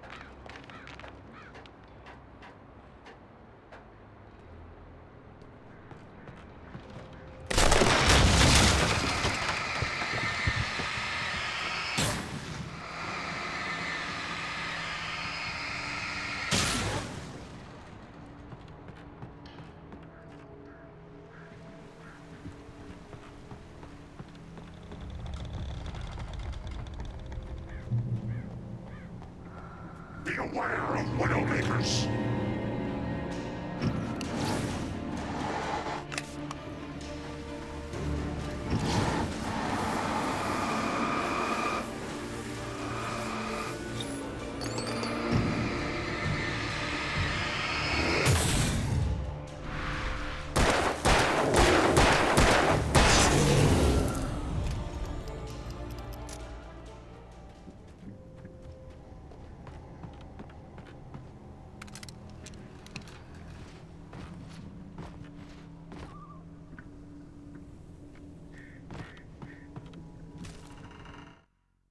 Shadows stirred and the wind picked up as I ran through the forest. I felt the dark presence turning its gaze toward me. Then the moonlight was blotted out by dark shadows that raced violently across the ground, moving too swiftly to be natural. Darkness gathered between the trees and melted again to reveal the Taken. No natural path had brought them here.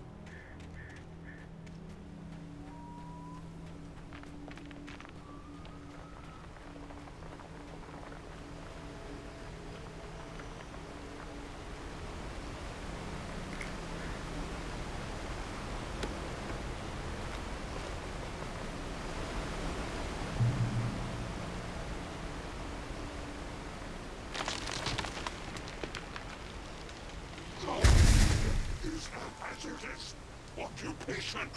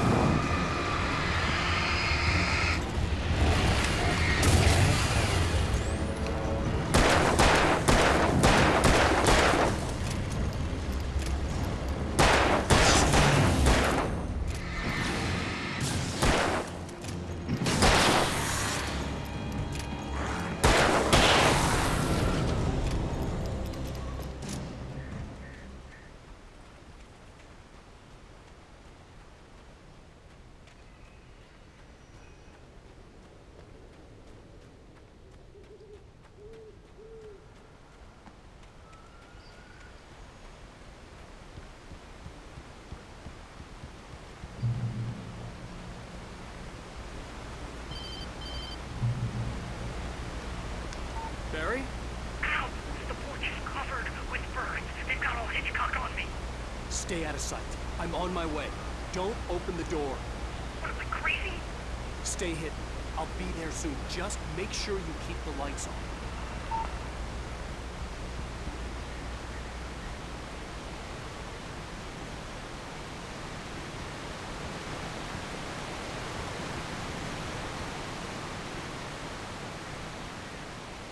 I still had to reach Barry at the cabin, but at least I was out of the woods.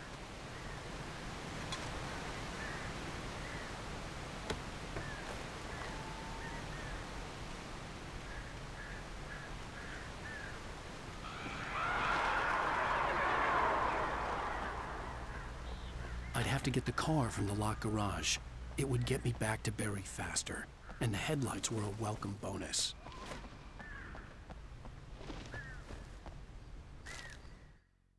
The FBI agent's command froze me in place.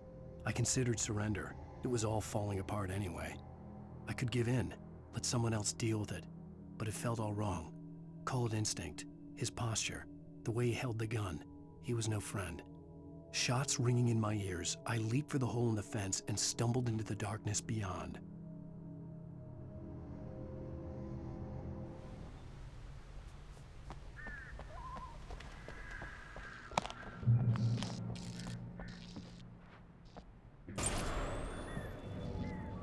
A story is not a machine that does what you tell it. A story is a beast with a life of its own. You can create it, shape it, but as the story grows, it starts wanting things of its own. Change one thing and you set off a chain reaction of events that spreads through the whole thing.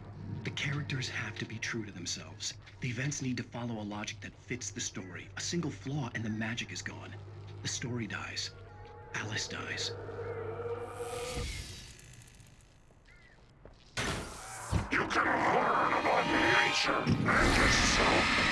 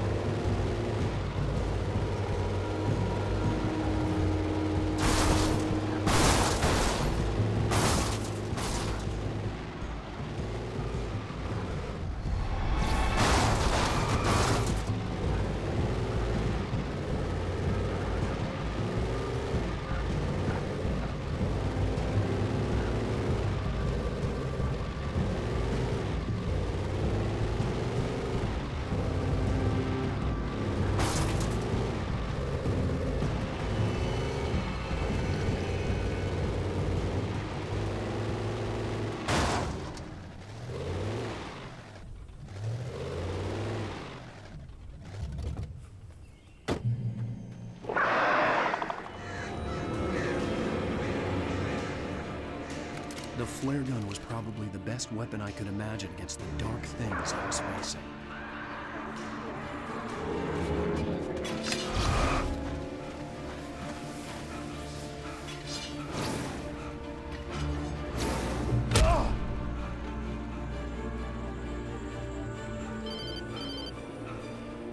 It was the kidnapper. You son of a bitch! Where's my wife? Enough horseplay, Wake. You deliver the manuscript, and you can have your woman back. Simple as that. I don't... Listen. I'm gonna need time to finish it. I still need to write the ending. I need a week. It's not done? I need a week. 2 days. The old Bright Falls coal mine is nearby. You can find it easy, city boy. The main building, there at noon. You bring the manuscript, you'll get your wife. If not, well, get me? Yes, I get you.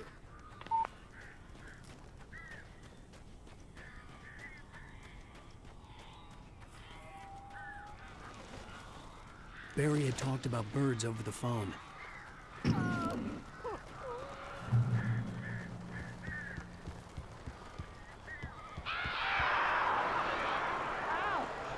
I am so glad you're here. A couple of them got in here before I blocked the chimney. This isn't normal. These birds are weird.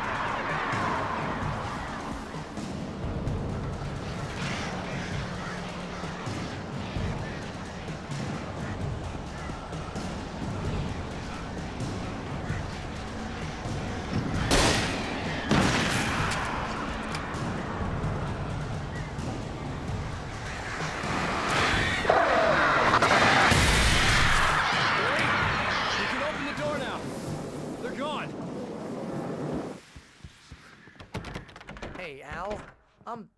I'm sorry for thinking you were having a psychotic episode, man. I sent Barry to the town to ask around about a man fitting the kidnapper's description. He'd go through the archives of the local paper.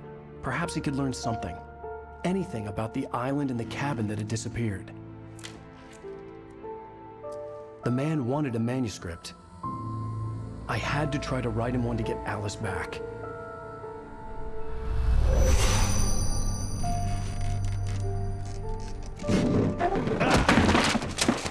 For me, the supernatural had always been nothing but a metaphor for the human psyche, a tool to use in writing fiction. Now, it was happening for real, and I couldn't put a single word on paper.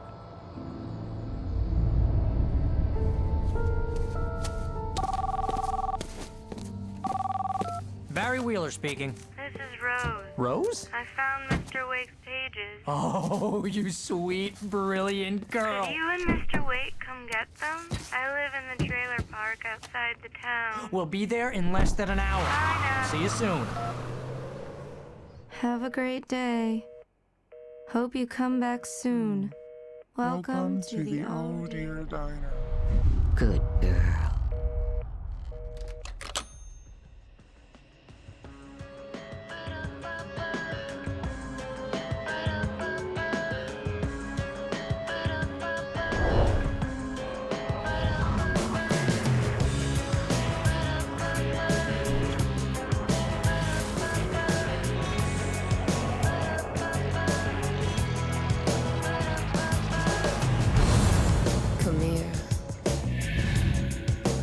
Pretty please, can you tell me where I am? You won't you say something? I need to get my bearings amongst, and the shadows keep on changing.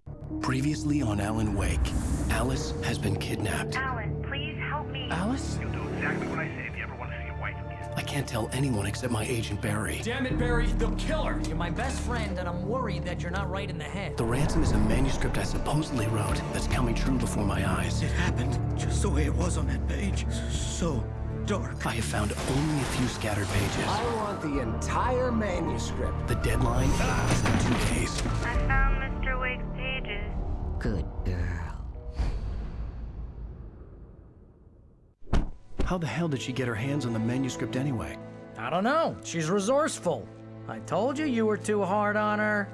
Listen, I found out all sorts of interesting stuff while I was digging around. Yeah. Mr. Wake, it's Sheriff Breaker. We have an FBI agent here, Agent Nightingale. FBI? He's anxious to see you. You'd better come to the station.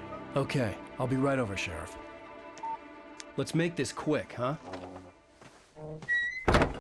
Help you folks? Name's Randolph. I'm the manager. We're looking for Rose. Works as a waitress down at the diner. Rose, sure. Nice girl. Who wants to know? I'm Alan Wake. The writer, huh? I heard on the radio you were visiting. Well, I'll show you her trailer. That Rose, she's a nice girl. Always pays her rent on time. As I was saying, Al, I found all sorts of weird stuff from the local newspaper's archives. This place is crazy. Disappearances, mysterious deaths, urban legends come true, and get this, most of this stuff takes place around Cauldron Lake. Well, you ain't wrong, mister. The Indians thought the lake was a doorway to the underworld. I'm the God-fearing type myself. I don't hold with that sort of thing. Yeah, okay. Anyway, there was an island there owned by a guy called Thomas Zane. Now, some of the articles I found about him make him out to be a famous writer, but I ran a bunch of searches, couldn't find a single thing he wrote. Zane was heavily into diving, so much so that the place came to be called Diver's Isle. But the volcano under the lake erupted in 1970, and Zane went down with the island.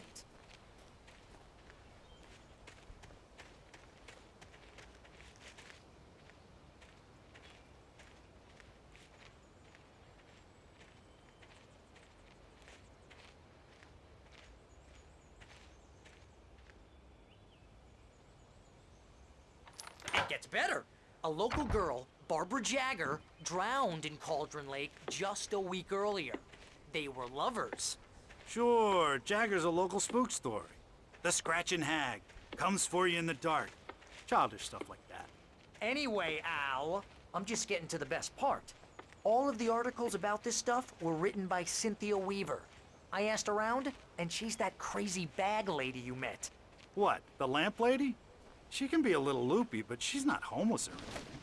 Yeah, anyway, she knew both Jagger and Zane before they both died, and she had some kind of a breakdown.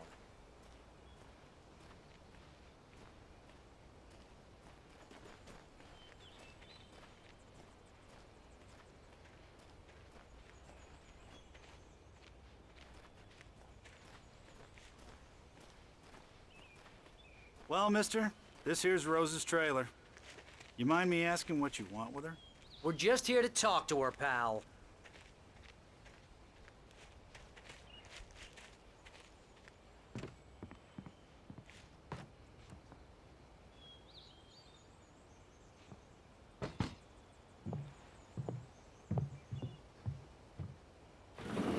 Welcome to...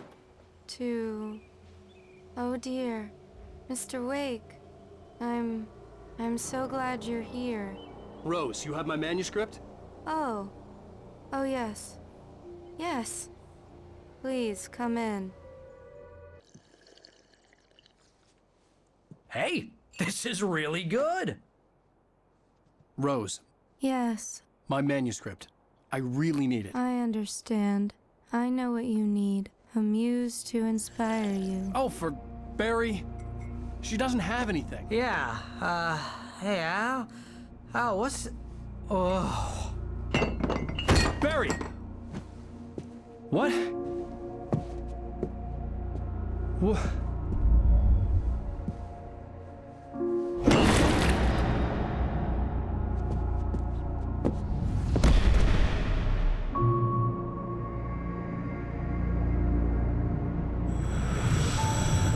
It's coming for you, hiding in my barber's skin.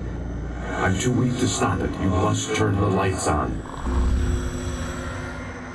I promised I'd come visit you and your lovely wife. You must finish what you started. I insist.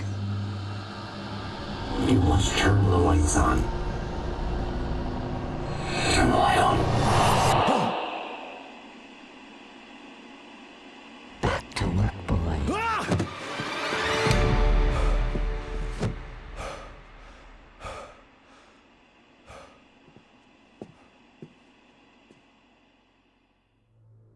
I felt nauseous, hungover. Only anger kept me going. I can't tell reality from dream anymore, but it seems I have an imaginary editor to help me. She's an old woman in a funeral dress. I call her Barbara Jagger. She's very strict. I'm writing faster and faster.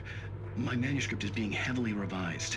The edits are getting very aggressive, and each day there's less of me and more of her. I hate it, but I know she's right. She promises me I can save Alice this way. She knows more of this than I do. About the complex incantation I'm attempting. About this place. She's worked with another writer under similar circumstances, Thomas Zane. The genre of the story seems to be shifting. It's turning into a horror story. I'm getting close. I can feel it. Rose took a day from me. I had less than 12 hours left to meet the kidnapper. All I could do was get Barry into the car, work something out once I got on the road. Welcome to the Oh Dear Diner. What can I get you today? Coffee? I couldn't work up much hate for Rose. Something had used her to get to me and left its mark. First refill is free. My gun and flashlight were gone. I'd have to find a way to get Barry. Mr. Randolph liked Rose. That little smile she had. How she was still sweet when life had tried so hard to make her bitter. It wasn't any of his business what she did in her trailer. But those strangers, the writer and his smart-ass sidekick, looked like trouble. And they'd been in there for hours, way past her normal bedtime. He reached for the phone and called the sheriff's station. Into the car as quickly as possible. There was no time to waste.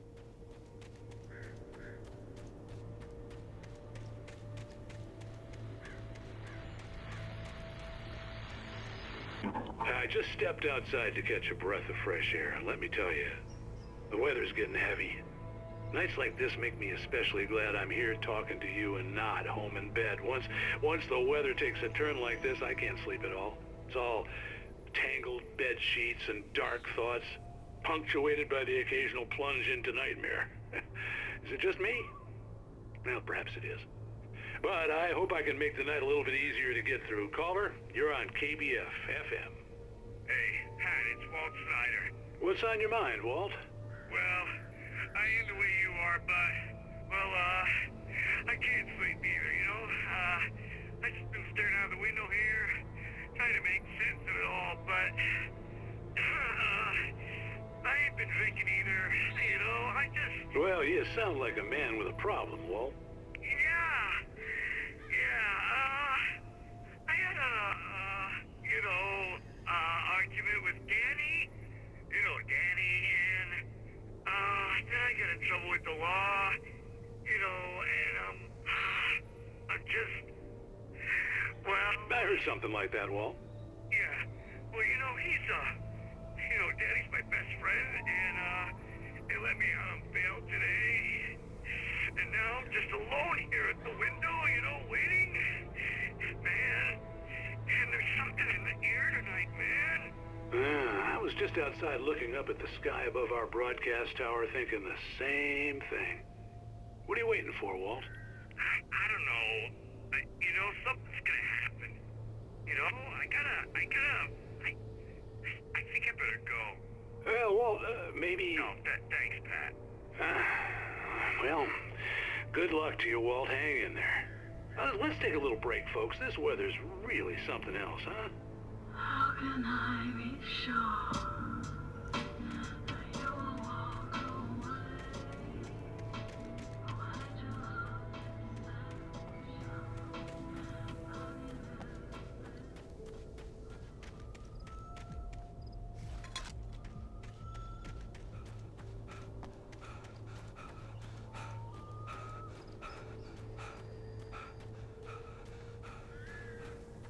Oh, you're gonna get it now. God knows what you've done to that poor girl. This is Agent Nightingale, FBI! Get him up, Hemingway! You're under arrest! You move a muscle, I'll unload right in your goddamn face! Stay right where you are, Slane!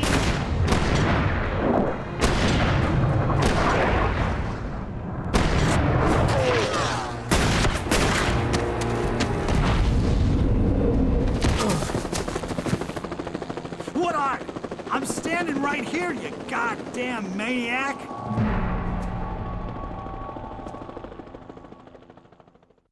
I hated to leave Barry behind, but there was no way I'd miss my appointment with the kidnapper. Give it up, Mr. Wake! Come on! Get after it! Don't let him get away! Move it! Move it! Move it! I'm hunting John if you let him get away!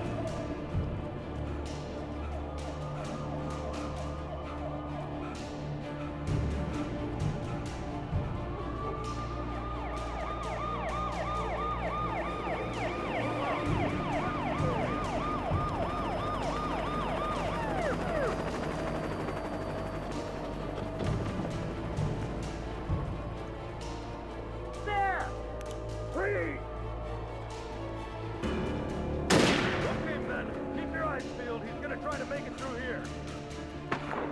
Oh, damn. Where did he go? Fan out! Stop! Wait!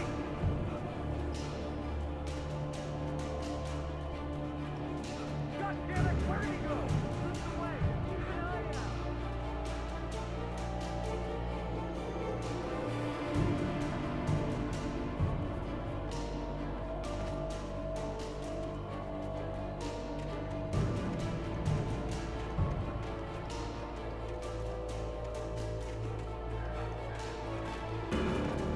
He's gone! Come on, guys! We need to head him off! For decades, the darkness that wore Barbara Jagger's skin slept fitfully in the dark place that was its home and prison. It was hungry and in pain. It dreamed of its nights of glory when the poet's writing had called it from the depths and given it a brief, terrible taste of power and freedom. The rock stars had stirred it from the deep sleep the poet had sunk it back to in the end. When it sensed the writer on the ferry, it opened its eyes.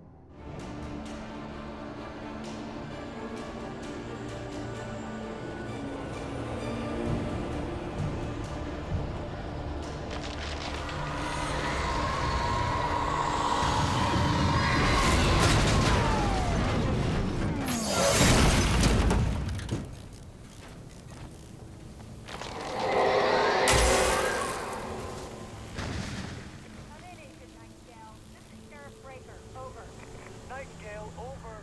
What on earth is going on? My deputies tell me he fired at Wake and he didn't have a gun. You almost hit a civilian instead. Over. Sheriff, Wake's running. I'm giving chase. I don't have time for this. Well, make the time. You can't just go shooting at people in my town. Over. I'm a federal agent pursuing a fugitive. You want to discuss my methods, Sheriff? Make an appointment. Over. You stay right where you are, Agent Nightingale. I'm on my way. Out.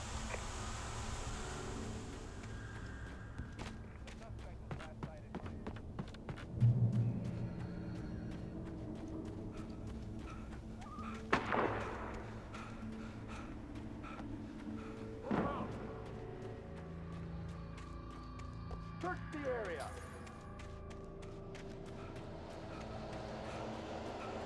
Stay sharp. This way. Over here.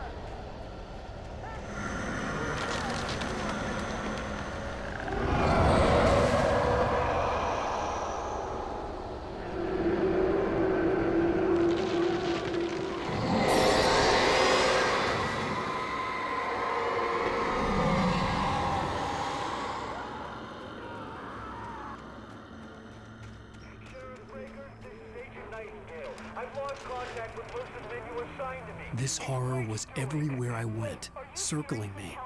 The cops didn't stand a chance. They were after a writer, not a monster. He's the guy we're chasing. If it's not him, who then? Bigfoot? Over. I don't know yet, but I'm not in the habit of jumping to conclusions. That tends to come back and bite you in the ass. Out.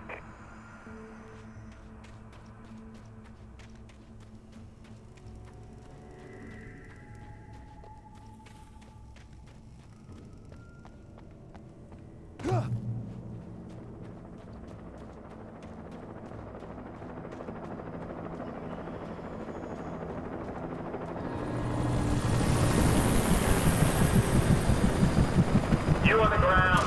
Hold it right there. There's nowhere to run. Freeze!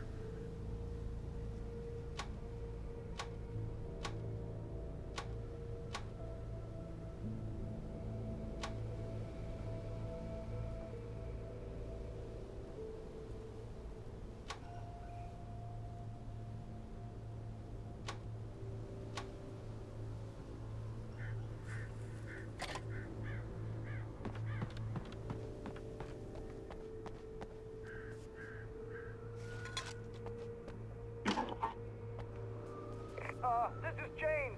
Mulligan, Thornton, come in. Over. Thornton here. James, we got both Wheeler and Rose in custody. They didn't put up a fight or anything. Why, they were... Hey, what are you doing? Come on. Sit down and give me that. Jane, Mulligan here. Over. Go ahead, Mulligan. Over. We got Wheeler and Rose here. Wheeler's drunk or hopped up on something. Speaking of which, that Fed had a pretty distinctive whiff of Otis Scotch about him, if you know what I mean. Over. I don't have anything on that, Deputy Mulligan. Over. Well, whatever. Anyway, Rose is just being plain weird here. You better get Doc in to take a look at both. Over. Gotcha. You better get them here quickly. The, Fed's gonna want to interview Wheeler. Over. Oh, yeah, I bet he does. Looks like they have a lot in common. Mulligan out.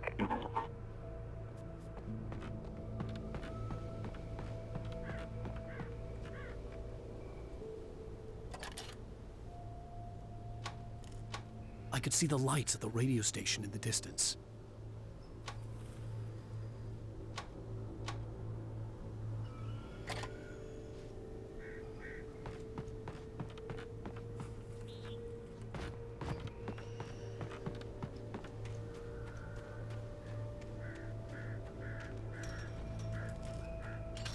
I imagined that the broadcast tower in the distance was part of the local radio station. Maine seemed like a decent guy. Perhaps he could give me directions to the coal mine.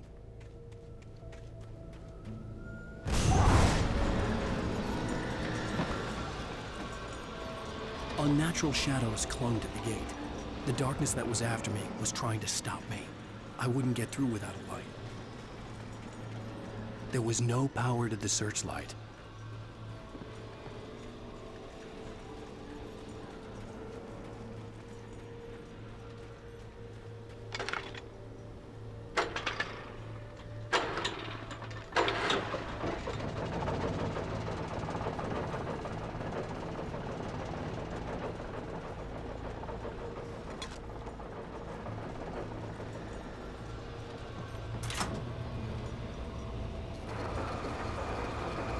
The old generator conked out. I'd have to see if I could fix it and try again.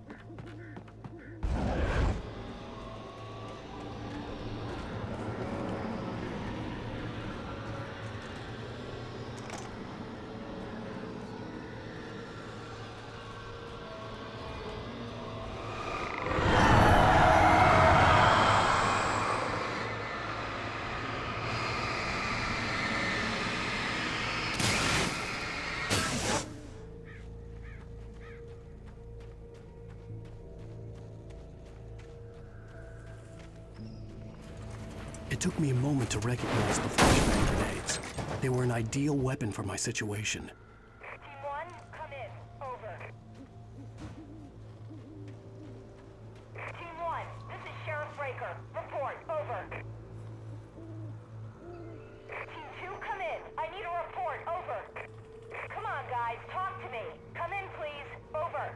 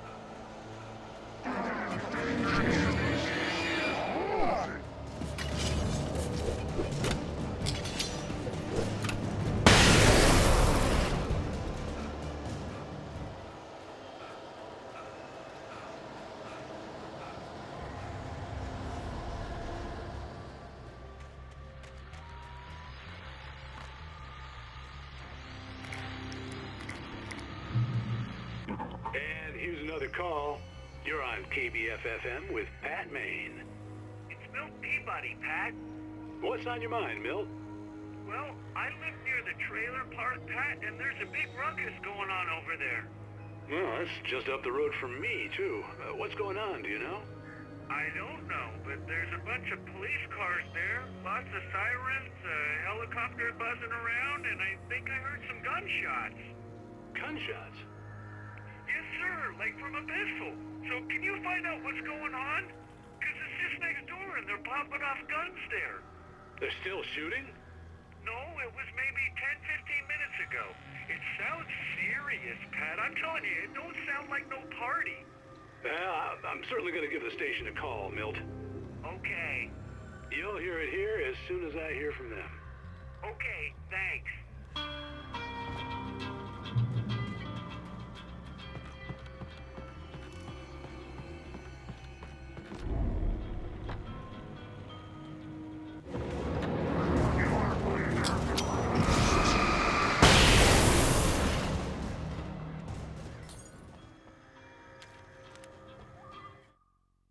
Touched by the dark presence, Rose was lost in a dreamland where everything was drawn in black and gray crayons.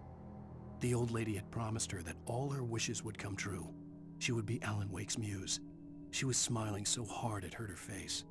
She crushed a bottle full of sleeping pills into the coffee. Deep down inside, she was screaming in terror.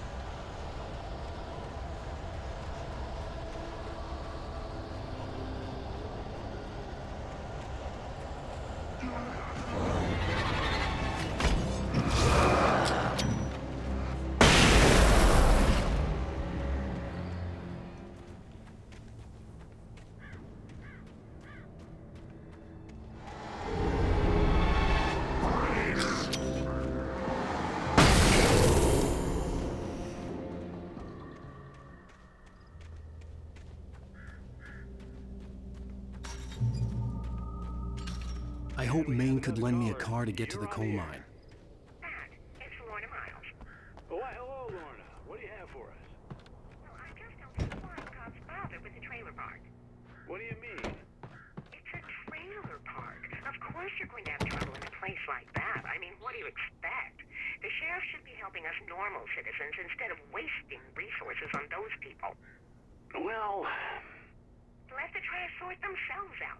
I'm sorry, but my granddaddy settled in Bright Falls in 1911. Well, thank you very much for that compassionate viewpoint, Lorna. Oh, here's a little surprise. The famous writer Alan Wake just walked in. Folks, I'm going to see if I can talk him into an interview. Come on in, Mr. Wake.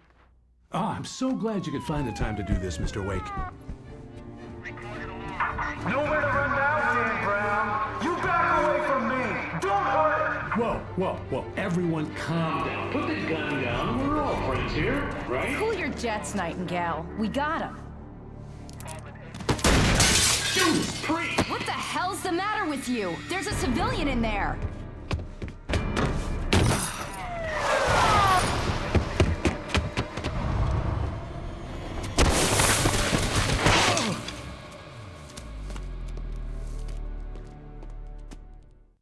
I'll get you yet, even if it kills me. You hear me? You hear me, H.P. Lovecraft? I had fallen off so many cliffs it was ridiculous. That's what you get for naming a book The Sudden Stop. It was probably good I hadn't had the chance to tell Maine where I was going. I'd have to lose the cops and find my own way to the mine. Nightingale stared through the broken studio window into the dark woods. He turned around, started to walk out, but Maine grabbed his arm. "Young man, you almost shot me. You don't shoot off rounds at people like that. What's the matter with you?" Nightingale shook his arm free, marched out. His cheeks burned with rage and humiliation.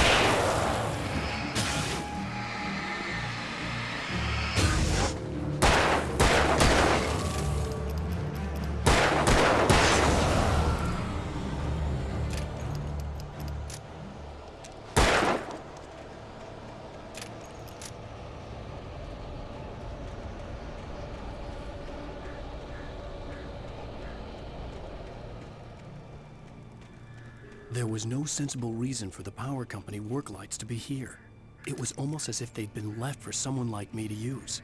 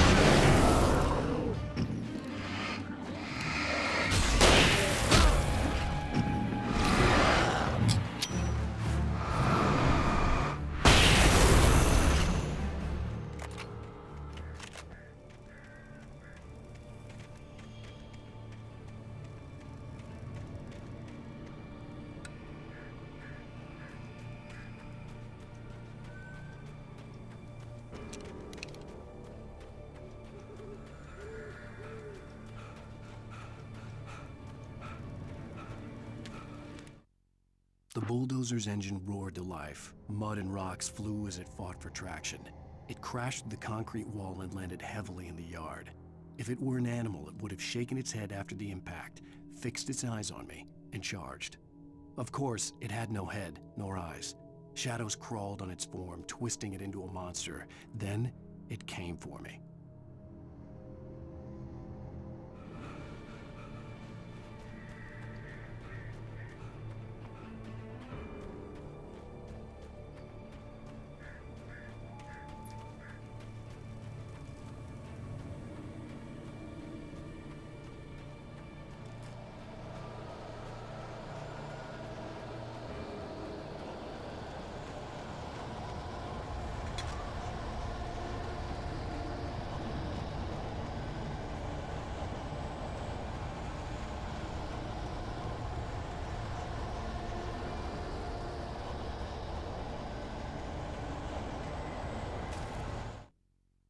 Sarah trusted her gut, and her gut said Agent Nightingale was an asshole.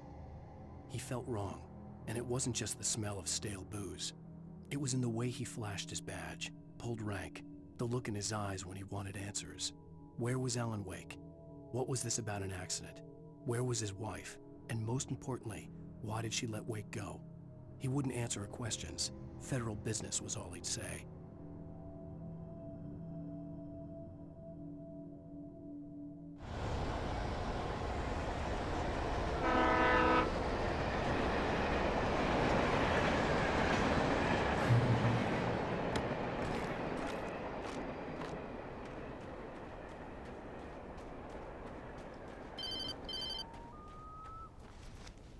Hello?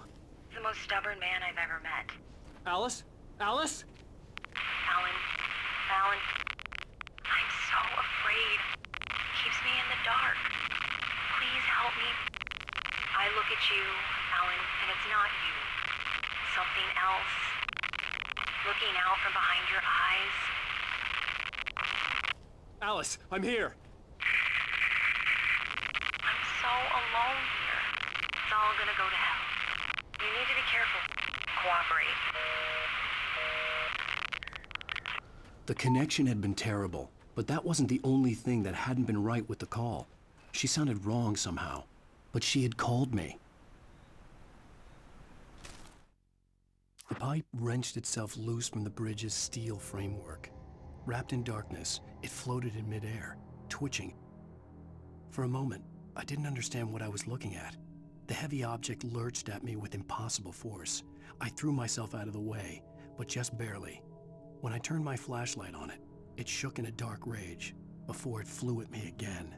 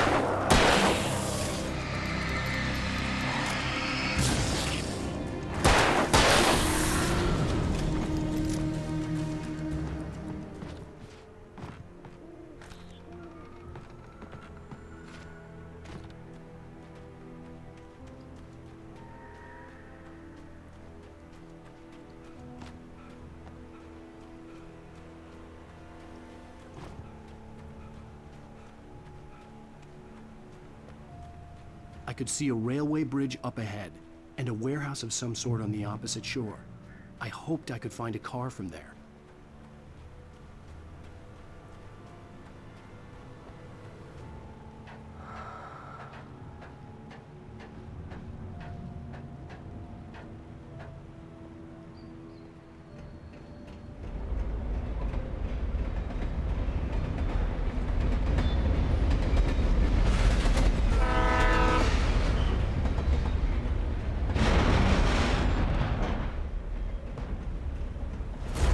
darkness that was pursuing me was growing stronger, and it was taking over everything in its path.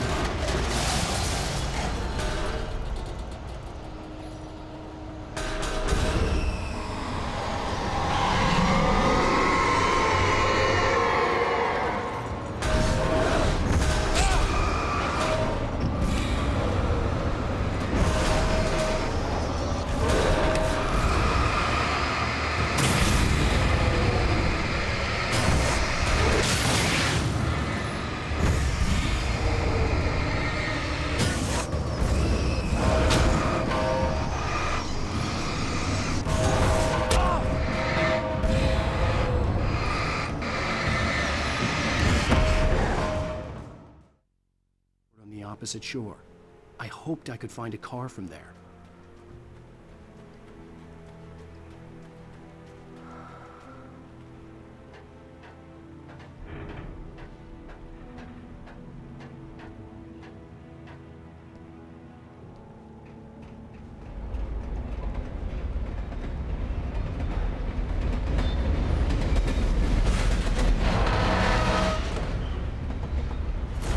That was pursuing me was growing stronger, and it was taking over everything in its path.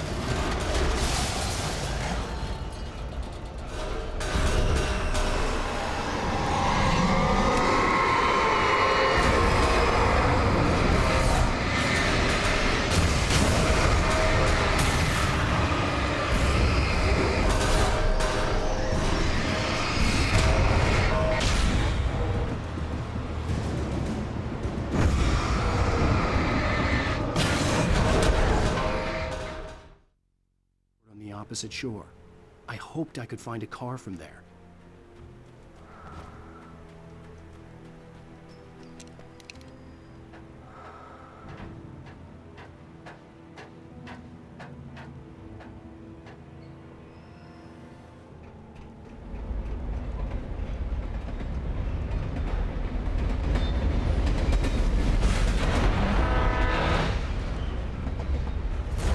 That was pursuing me was growing stronger, and it was taking over everything in its path.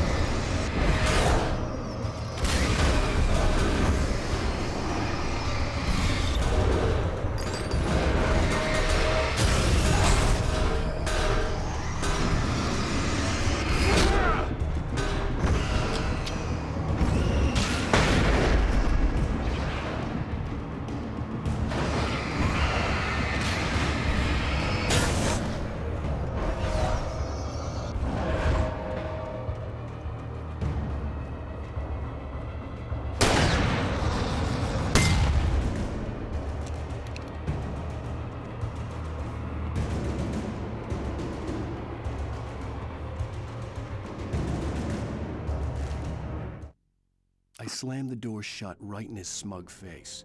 He pleaded for me to open the door. True to form, the asshole actually thought I would obey. I had no sympathy left, no guilt either, not for him. I took a moment to savor the scream. I bet I had a smile on my face. It was all that I had time for. The dark presence was inside the lodge with me.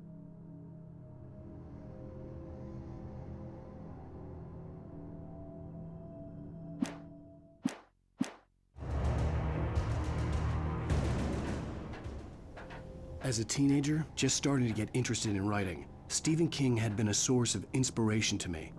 I thought about all the inanimate objects that had come to life in his books. No one is safe in a good horror story. Certainly not the protagonist. That's what makes them fun. This was anything but. The darkness could possess anything, and it was getting closer.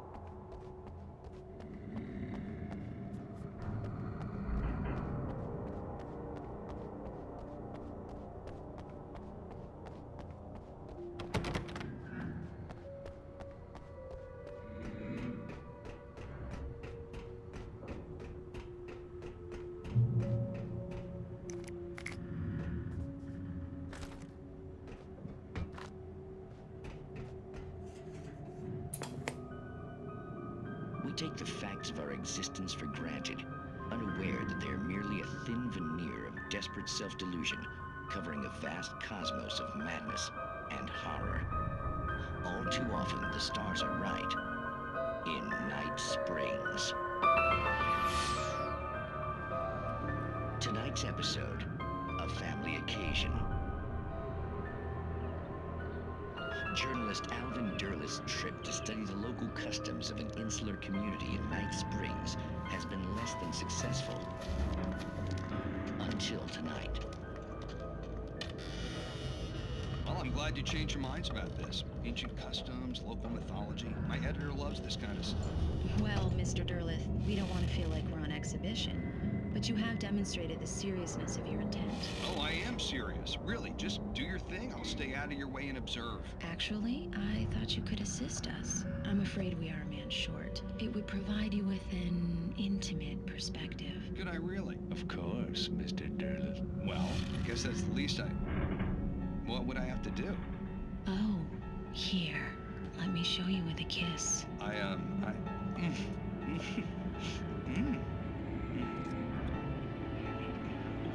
What did you...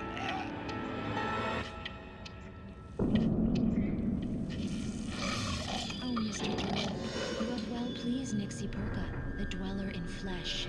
Your body shall host his thousand young, and all shall be glory.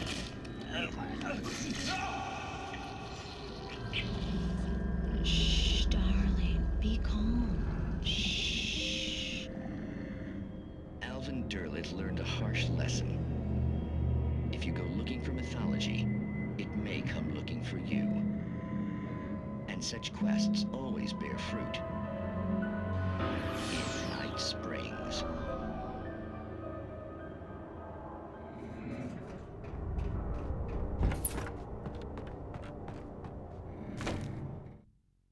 The darkness surged towards me, sucking everything loose from the ground into its depths, tugging at my clothes. I saw the flare the kidnapper had dropped and threw myself towards it just as I felt my feet leave the ground. The darkness embraced me with the force of a tornado. Somehow I managed to light the flare. The darkness roared and cast me away. I fell toward the dark waters of the lake far below.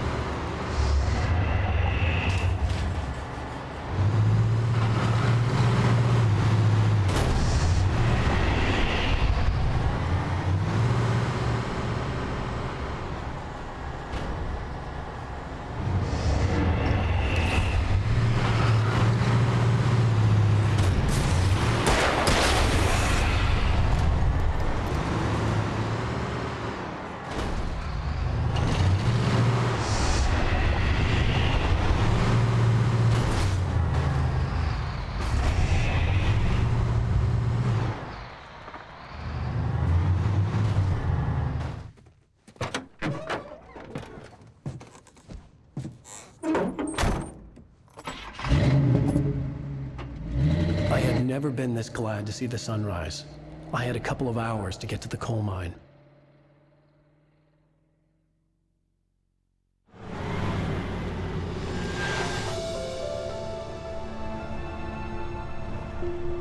The coal mine wasn't far now.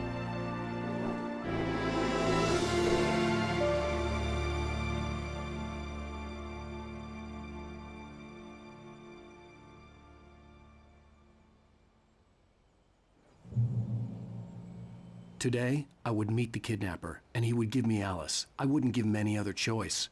A drowning man will clutch at a straw.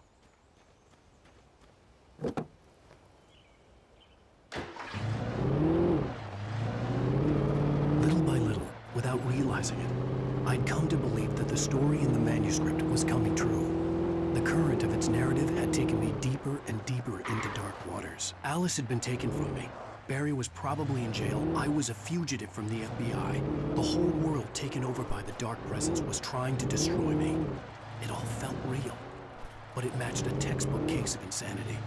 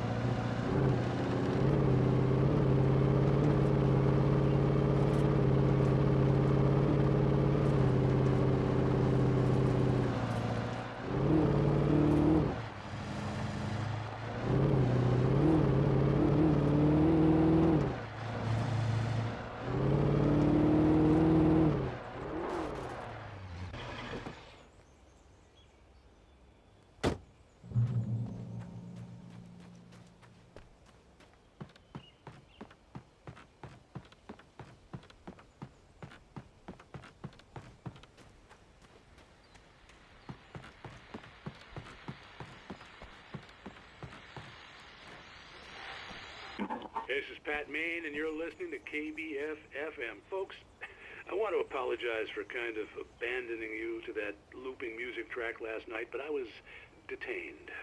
You see, I encountered a big-shot G-man with an itchy trigger finger who could use a lesson in manners and a boot in the ass. Not necessarily in that order either. Now, folks, I know I'm not being very informative here, and I apologize for that. I really should just keep quiet, but I'm just so peeved right now, because some people just shouldn't be carrying badges. And I'm just glad that our Sheriff Breaker was there to straighten things out. And if someone I met last night is listening, let me just say, I'm sorry if my mouth got you in trouble. I'm pretty sure you're not the bad guy here. Godspeed, son. I hope you know what you're doing. Now, on a lighter note, I'll be talking to Dr. Nelson all morning. But first, a little music.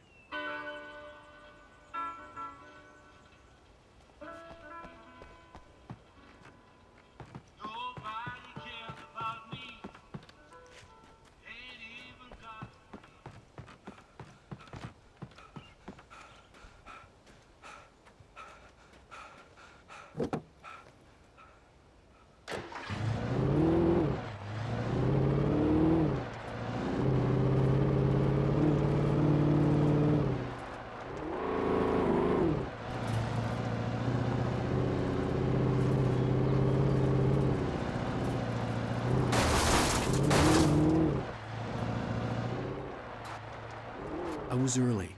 I was supposed to meet the kidnapper at noon in the main building. The coal mine was quiet. It was a museum now.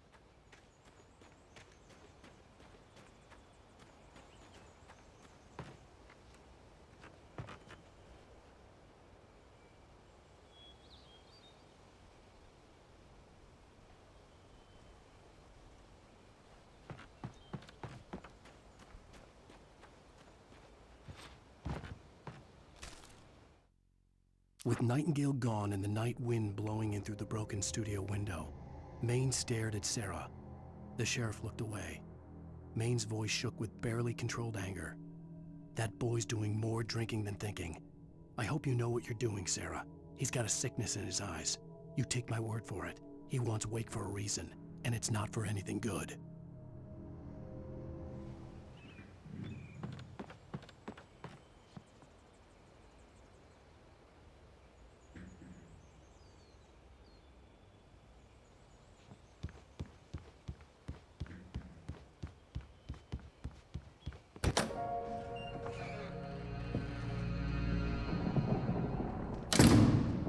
I didn't want to go outside. Cops had to be looking for me. The noon sun turned the place into a sauna. The day dragged on. Different scenarios ran through my mind. Ways of how I'd torture the kidnapper to get Alice back. Or the different horrible things he could have done to her. I imagined her dead. I had no way of knowing she was still alive. It was killing me. I was running on blind hope. It was all a waste of time. The bastard never showed up.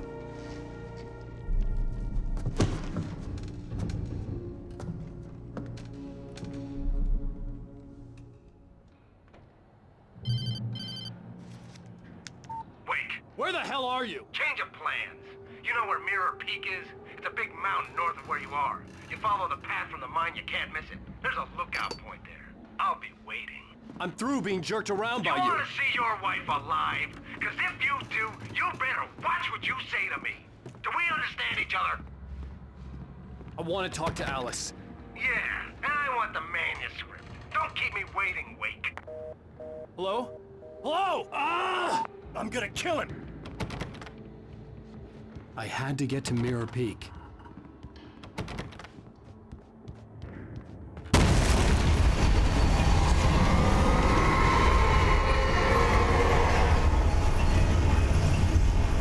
It was close. Maybe closer than ever before.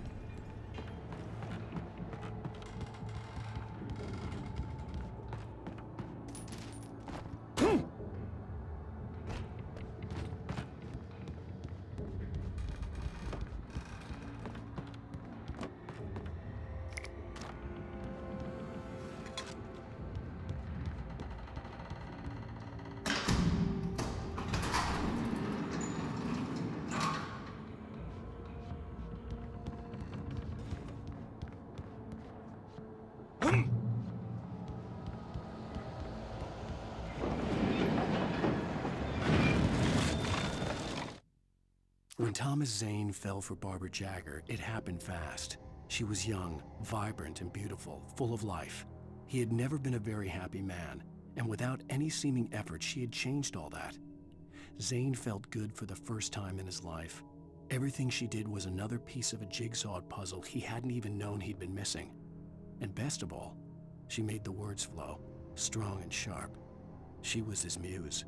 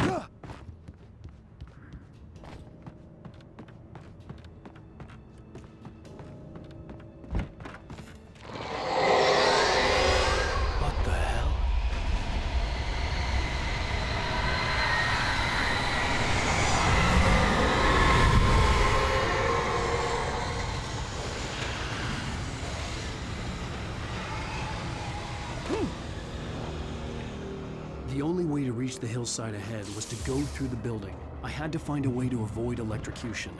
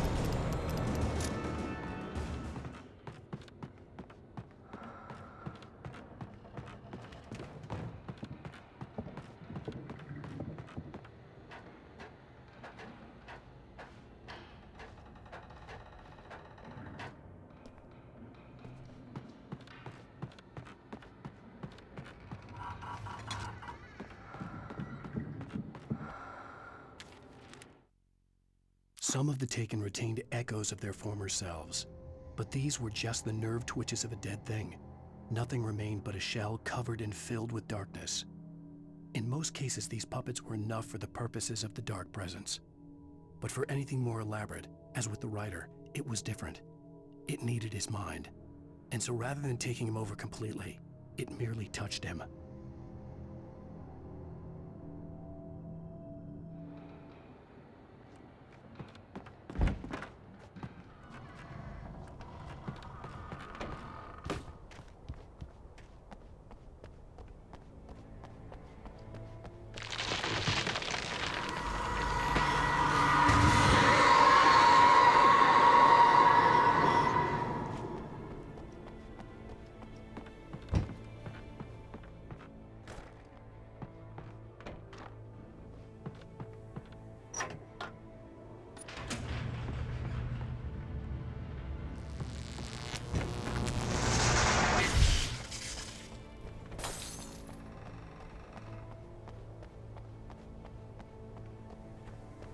There was no way the flashbang grenades were Standard Power Company equipment.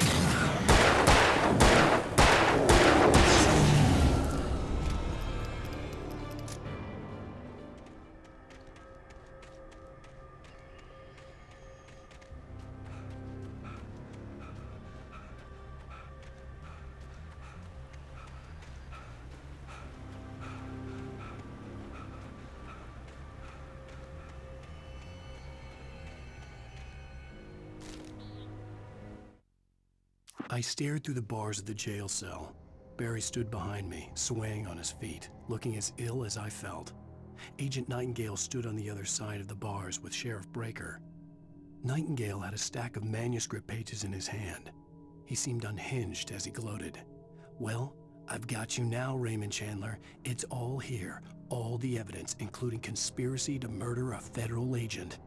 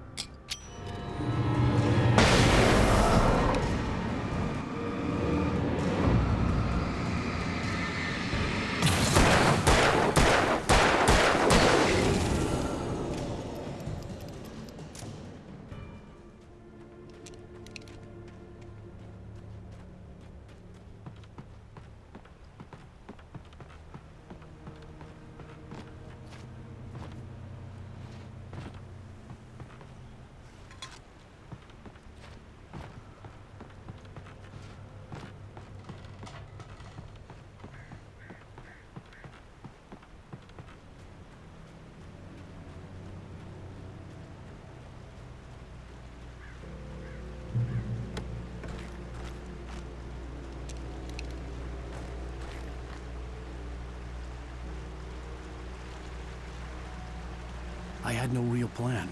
I was going to give the kidnapper all the manuscript pages I had for Alice. If that wasn't enough, I'd hold him at gunpoint and make him talk.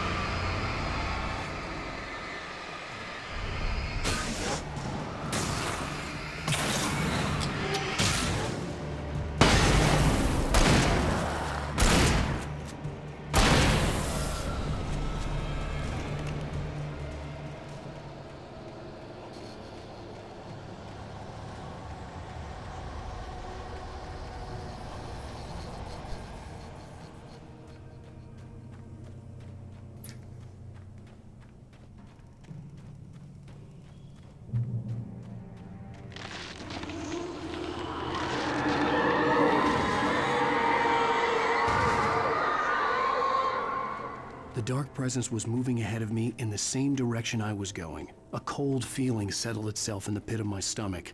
Was it going for Alice?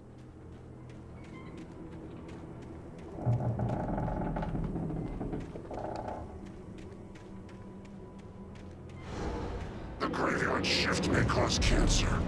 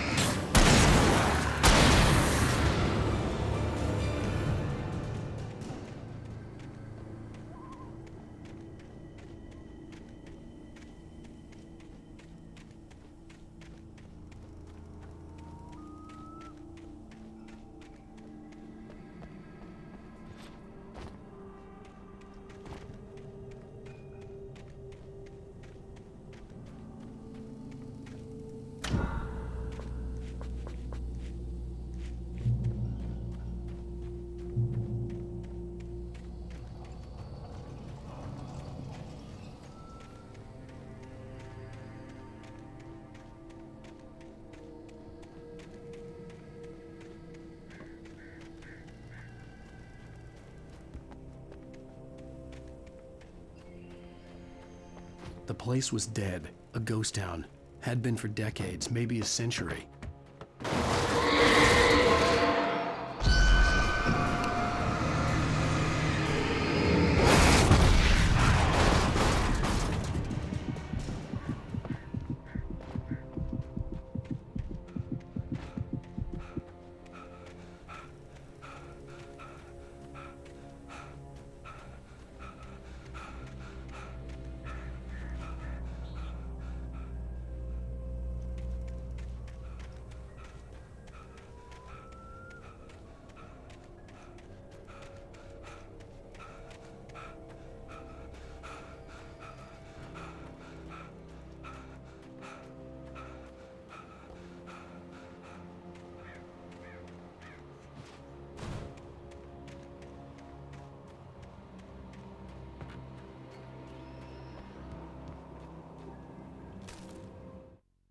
Things were never as simple in real life as in fiction. I had lost count of the times I had wished there'd be a clear reason for my writer's block. Something to fight, something to lash out on. There wasn't. I was filled with doubt. I was nothing like the hero in my books. Alex Casey had gone through his life with single-minded determination, never wavering from his goal. Even now, I was angry at myself, angry at Alice, angry at Barry. I was fumbling and I had no plan.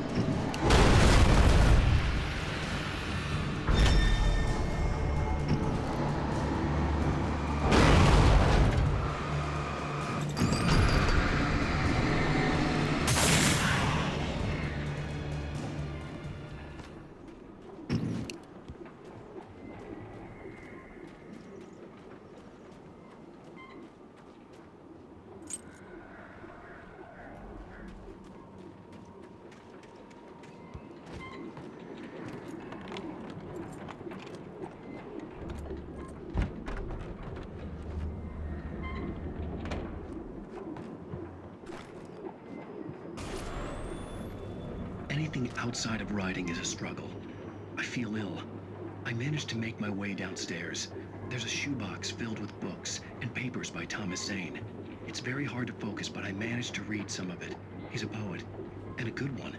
He writes of muses and creators summoning fabulous things from a magic lake, using his powers to shape the world of a realm of gods and dreams and demons, dark things that wait for a chance to slip through, wearing the flesh of men as disguise.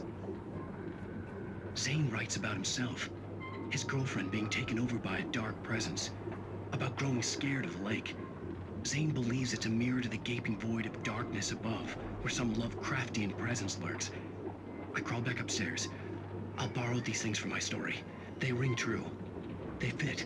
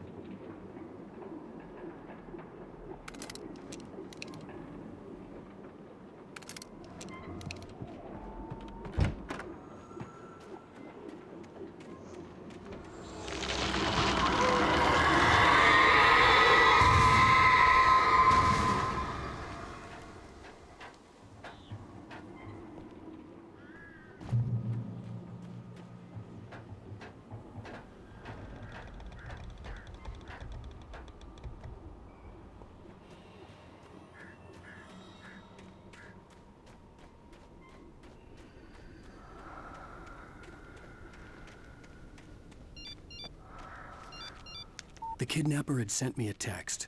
The message was full of spelling errors and insults. It was telling me to hurry up.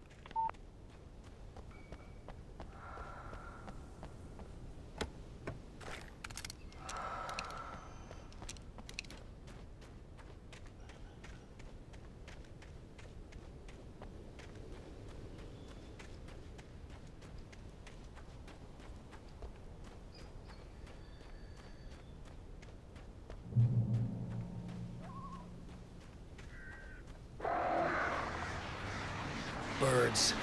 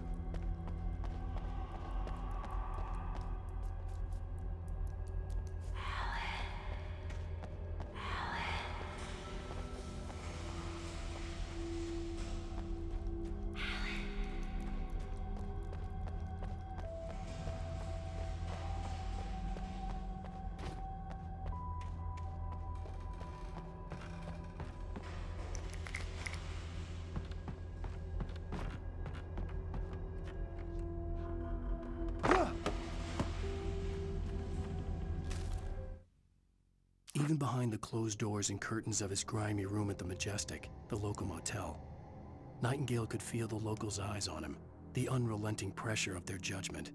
He forced it out of his mind. For all he knew, they could all be under Wake's spell already.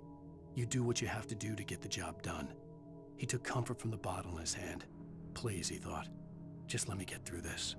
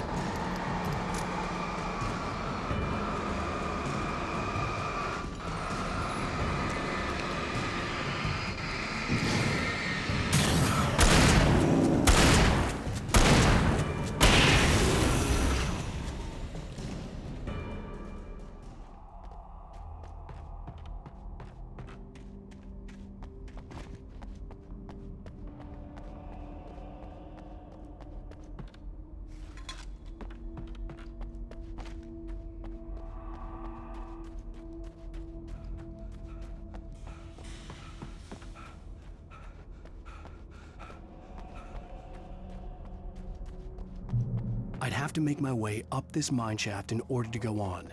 Maybe the machinery could help me with that.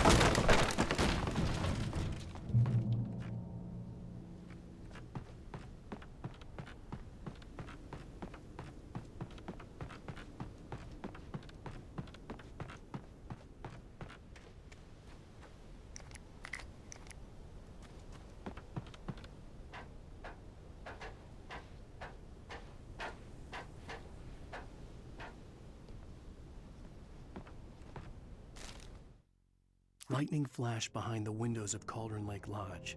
Tor Anderson laughed and held the steel hammer above his head. Nurse Sinclair was trying to calm him down without success. Tor grinned madly and shouted, "My hammer's up. Here's a friendly poke from Mjolnir, wench." He brought the hammer down with all his might on Sinclair's head. "We're on a comeback tour, baby."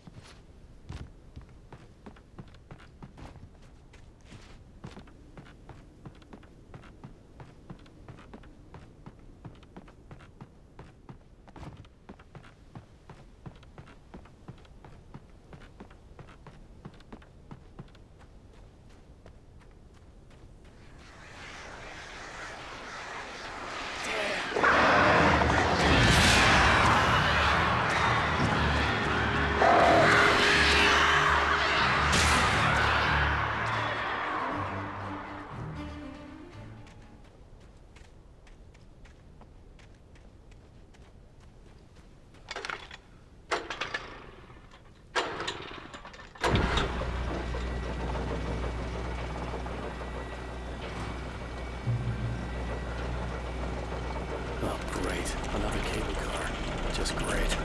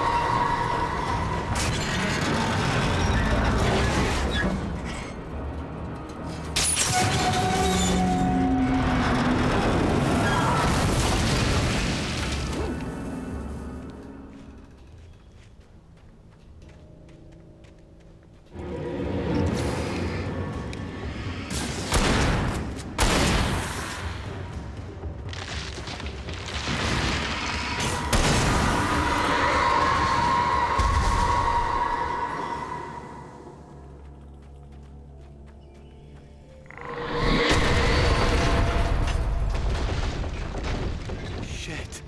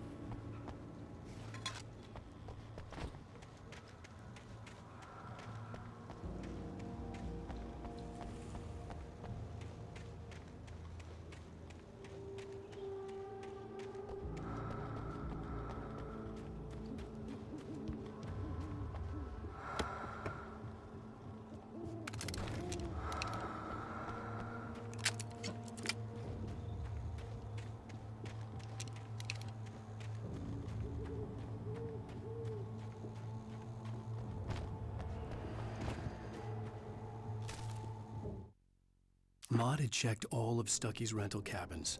There had been no sign of the Wakes. It was dark when he'd found their car parked at the end of the road by Cauldron Lake. It made no sense. They must have taken a wrong turn, but there was no sign of them, and the car had been there for hours already. Frustrated, Mott stood on the rotten ruin of the footbridge that had once led to Diver's Isle before it sank beneath the waves years ago. The boss wouldn't be happy.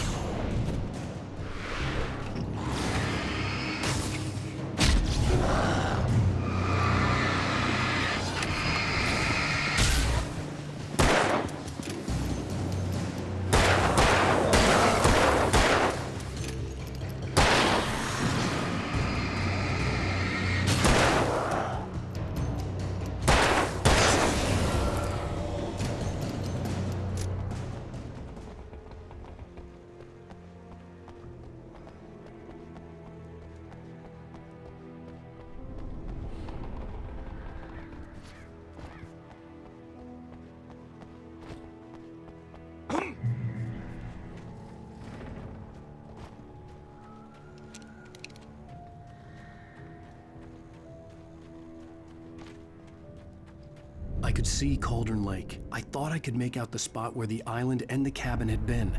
There was a light near it. It had to be a boat.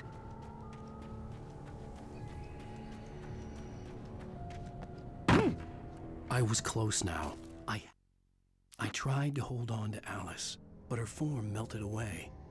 I was losing control. Dr. Hartman stood in her place. I wanted to hit him, but my arms were jelly. He smiled. It was a reassuring smile, and I hated him for it. I had to give you a sedative. Don't fight it. You went through another rough period. Right now, it's very important that you stay calm. We don't want you to have another episode. You're a patient at my clinic. Have been for a while now. I had to get there fast. I dreaded what I would find. Wait! Are you? Wake? Hey, I'm here! I'm coming! No! Get away! Sorry. Please, it's late. The boss didn't know who he was messing with. I didn't know. I swear, I didn't know. We don't have a wife. We don't know where she is. She's probably drowned. We just said we had her to make him play ball. You see? To get him writing for us. Please.